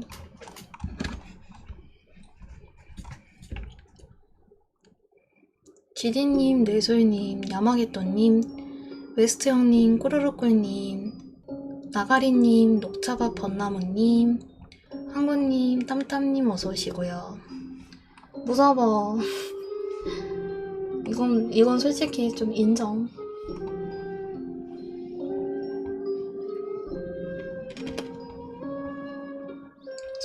소름. 다음 이야기는 점술사 이야기입니다. 다현님 어서오세요.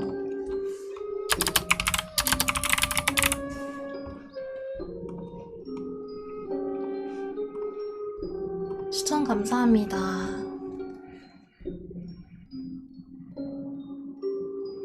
오, 점술.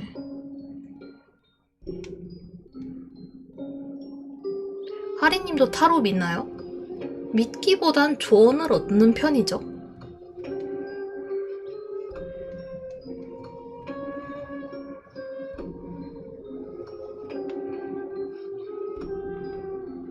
근데 잘 맞는 부분이 있어요. 어떻게가 좀 타로도 잘 보는 집이 있어요. 잘 맞추는 집을 가야 돼. 근데 꽤나 진짜 재밌어요. 재밌고 전 사주는 믿는 편이고, 근데 어디까지나 그거는 참고하고 좀 조언을 받는 거라고 생각은 해요. 맹신하면 안 되는 거라고는 생각합니다.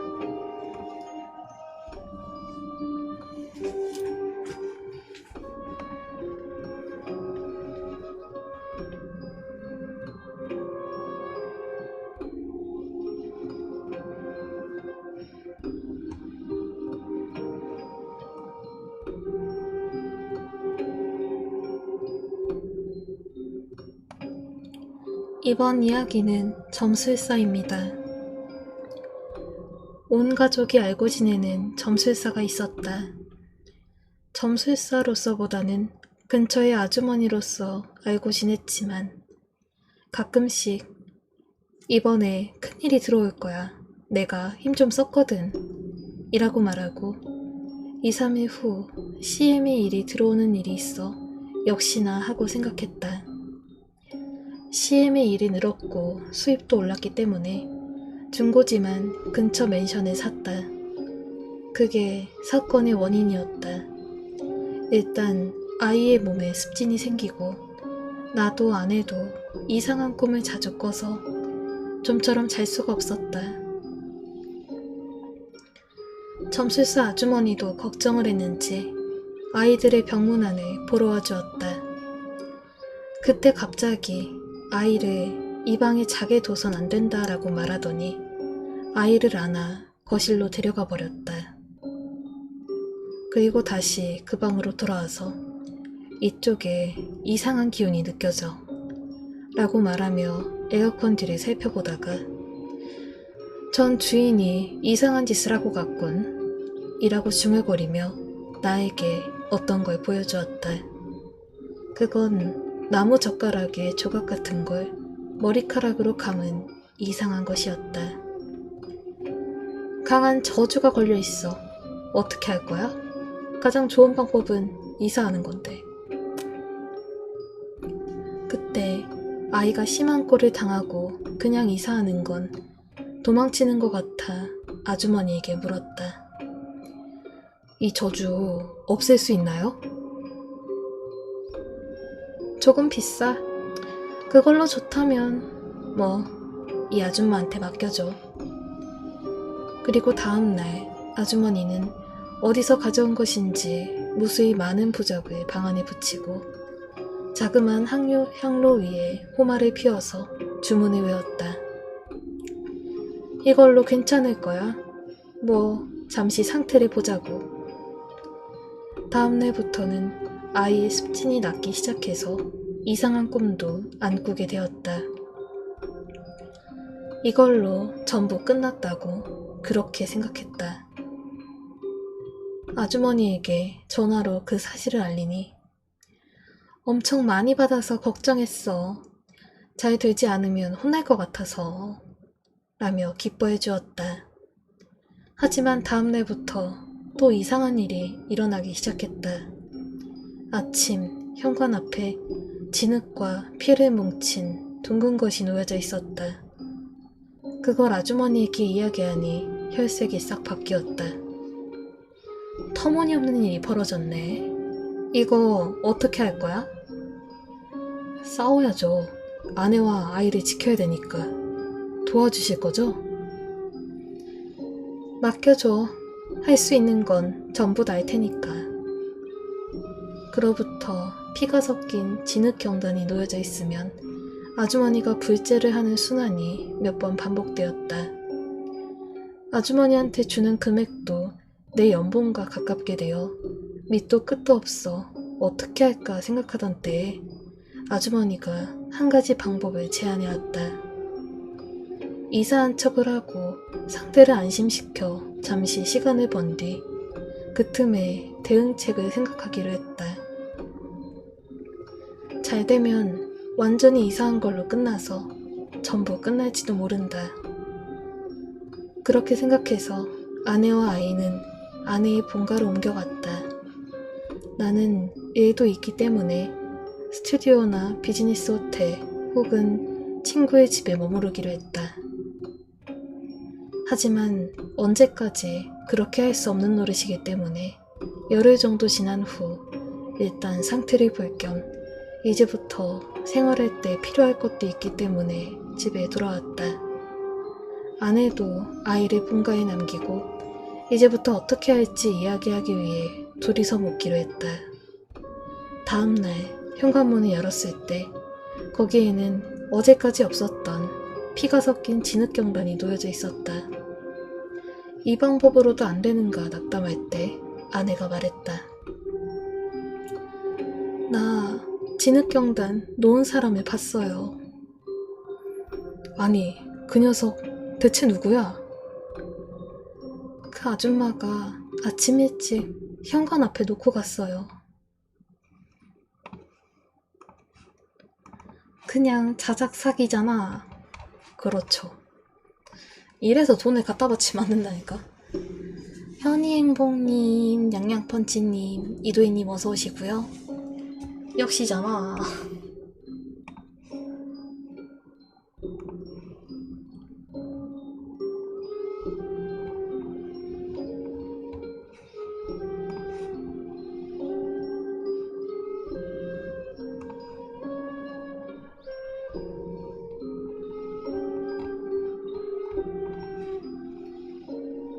사기꾼, 혼쭐을 내줘야겠군.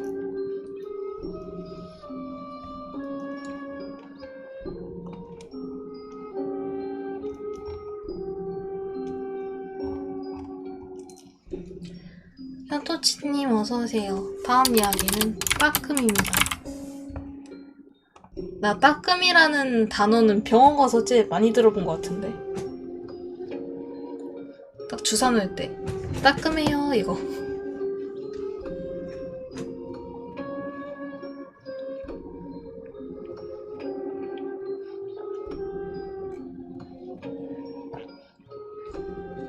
근데 그 따끔을 치과 선생님들은 잘 모르나 봐요. 치과에서 맞춰야 돼. 따끔해요 이러거든요? 난 죽을 것 같은데. 아, 따끔의 기준이 대체 뭐야? 이게 생각한 게 저기고, 저 일반 병원에서 주사 맞을 때는 별로 아프지도 않잖아요. 선생님, 잠시만요. 세상에.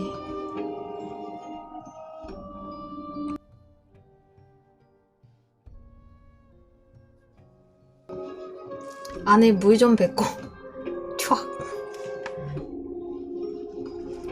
다음 이야기, 따끔은, 이거는 솔직히 현실 공포라고 해야 하나요?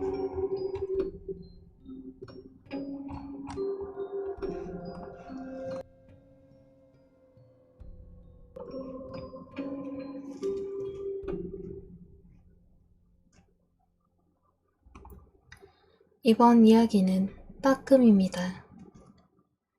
대학을 다니기 위해 상경했을 때의 이야기입니다. 다카나 노바바에서 걸어서 15분 정도 되는 거리에 있는 집세 3만엔짜리 욕실 없는 아파트에 하숙을 했습니다. 6첩 다다미에 화장실, 부엌이 있었기에 그 당시 치고는 집이 꽤 싼 편입니다. 가구도 전기제품도 없이 이불과 몰판지 상자에 모아둔 옷만 있는 방에서 처음 한 달은 참아가며 보냈습니다. 입주한 다음 날 심심해서 방을 어슬렁거리며 돌아다니다가 발바닥이 따끔했습니다. 가시나 다다미에 거스러미라도 있는가 싶어 확인을 해보았지만 딱히 아무것도 없었습니다. 며칠 후 방 안을 돌아다니다가 또 발바닥이 따끔했습니다. 이번에는 정확히 어느 곳인지 알았기 때문에 다다미에 얼굴을 갖다 대고 조사했지만 유감스럽게도 아무것도 찾지 못했습니다. 그 후에도 몇 번이고 그곳을 지날 때마다 따끔거렸습니다. 방 중앙에서 조금 떨어진 곳에 그 구역이 있어서 평소에는 주의하고 있지만 가끔씩 밟아버리게 됩니다.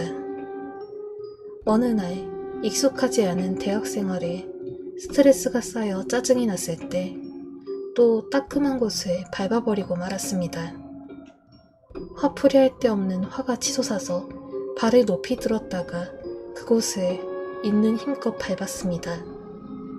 그러자 밟은 발이 엄청나게 아파오면서 발등에 서서히 피가 흐르기 시작했습니다. 너무나 아파서 잠시 동안 움직이지 못했습니다. 겨우 발을 들어보니 아무래도 발바닥에서 발등까지 무언가가 관통한 것 같습니다. 다만 찌른 게 무엇인지 찾지 못했습니다. 발 속에 들어간 것도 아닙니다. 한쪽 발로 뛰면서 어떻게든 근처 병원으로 가서 치료를 받았습니다. 역시 뭔가 날카로운 것이 발바닥에서 발등까지 관통했습니다. 의사가 몇 번이나 상처를 입은 이유를 물었지만 저도 대답해 줄 수 없어서 상당히 의심받았습니다. 그 후에 그 따끔 포인트에는 큰 까치 수염이라는 관엽식물을 놓아두어서 절대로 밟지 않도록 조심했습니다. 놀러온 친구들은 모두 방해된다고 했지만 2년 뒤에 계약갱신 때 이사하기로 했는데 문득 궁금해져서 다다미를 뒤집어 그곳을 확인해 보았습니다. 다다미의 아래는 판자로 쳐져 있었는데 그 위치가 움푹 패여 있어서 보통 식칼의 4분의 1 정도 크기인 미니 식칼이 딱 박혀져 있었습니다. 크기는 작지만 정성 들여 만든 듯 고급스러워 보였습니다. 그 칼날은 녹슨 듯 붉게 변색되어서 비린내가 풍겼습니다. 오우, 이거 저기 파상풍 주사 맞아야 되지 않나 이거?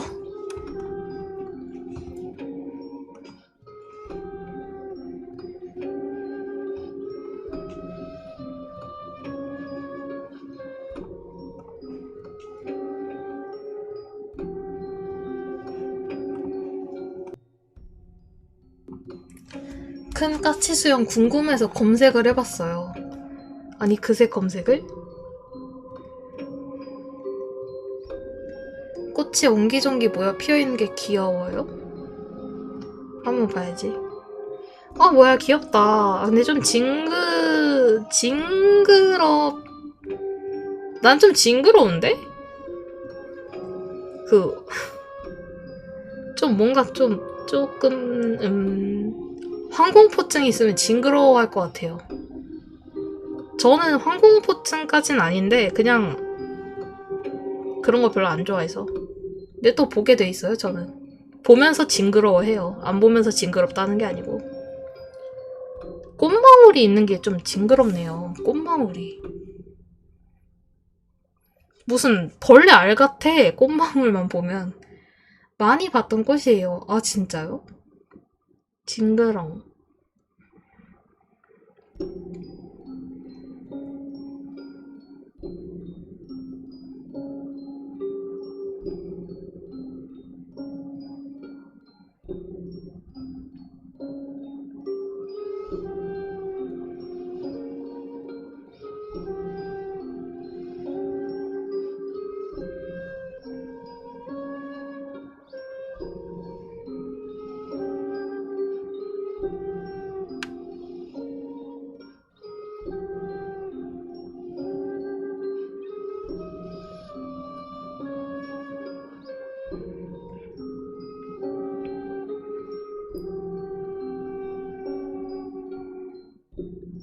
익숙하다 싶었더니 진짜 우리 동네 근처에서 자라는 꽃이었어요. 와 신기하다. 저는 실제로 본 적은 잘 없는 것 같은데. 그래서 그걸 갖다 놓은 거구나. 약간 현실성이 있다. 근데 제가 봤을 때 뭐 좀 현실성이 있는 것 같긴 했어요. 자, 그 다음은 아 이거 림폰이 옛날에 했던 거구나.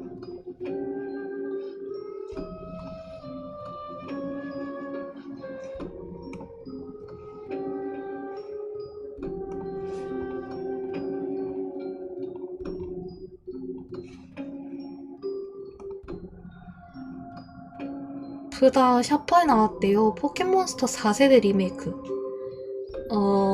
제가 포켓몬을 잘 몰라가지고, 무슨 줄임말인지 잘 모르겠어요.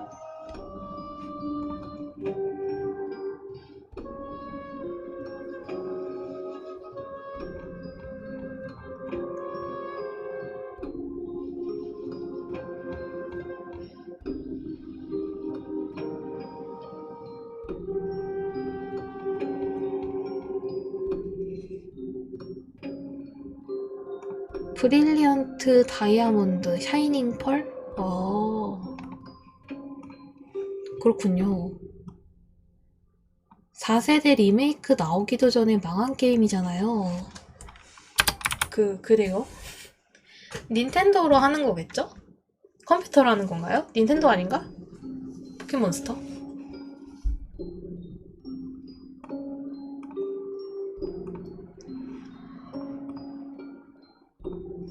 추천 감사합니다. 닌텐도 맞군요. 저는 동물의 숲이랑 링피트만 하고 있어가지고.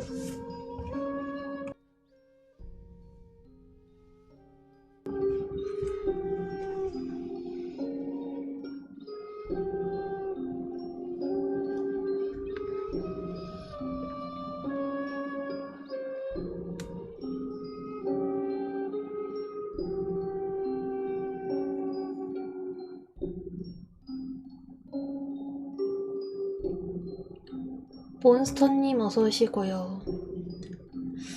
닌텐도는 근데 저도 사게 될 줄은 몰랐는데 동물의 숲 때문에 샀어요. 없었으면 안 샀을 듯.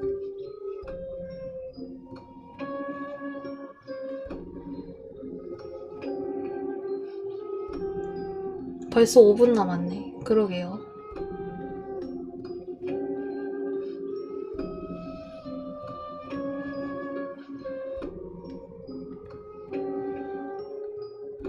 진짜 오래 할 수 있는 게임이 있긴 합니다. 닌텐도에. 문명이라고? 노노노노노노. 얘기만 들어도 싫어요. 동물게임은 유명하지. 네, 동물의 숲은 좀 유명하긴 하죠. 제가 되게 좋아하기도 하고. 애플파이 먹고 싶다. 애플파이. 누군가 나에게 애플파이를 먹여준다면 아주 좋은 사람이겠지? 플레이타임 3일만 양보하시면, 에바예요. 네임시님 어서오시고요. 애플파이.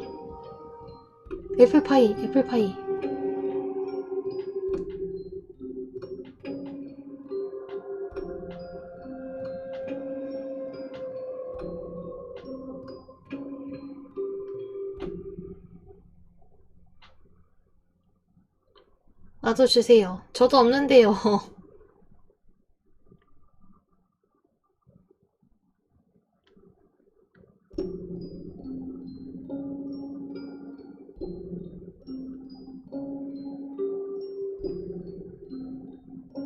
한 판에 대략 4시간에서 6시간 정도? 애플파이. 그거.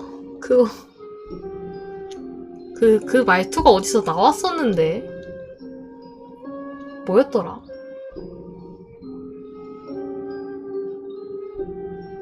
기억이 안 나고요. 아무튼, 애플파이 맛있겠다.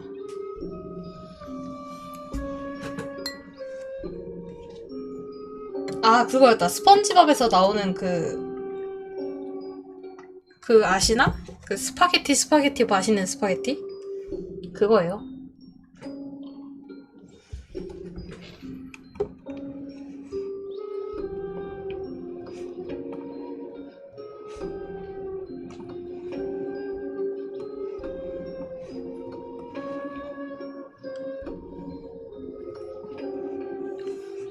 그러고 보니까 오늘도 유튜브 업로드 하나 하고 또 뭐 할란가 모르겠다.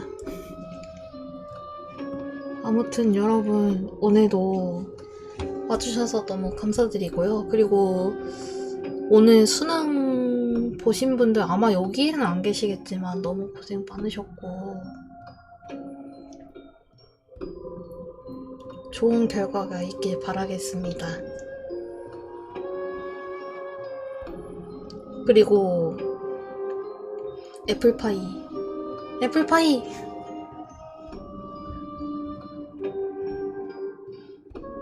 저는 동생이 오늘 수능을 쳐서 잘 봤겠죠. 내 인생은 아니니까.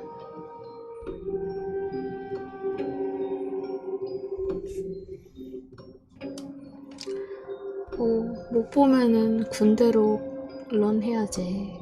근데 뭐 잘 봤겠죠.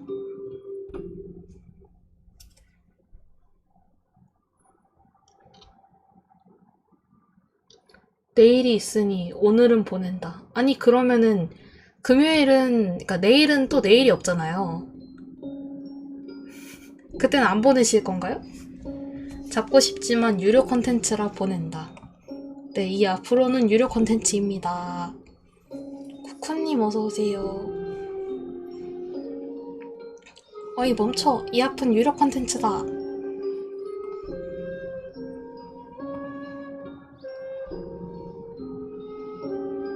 깔깔. 아무튼 여러분 오늘 고생하셨고요. 전 이만 가보도록 할게요. 모두 좋은 밤 되시고 녹방 바로 틀겠습니다. 안녕.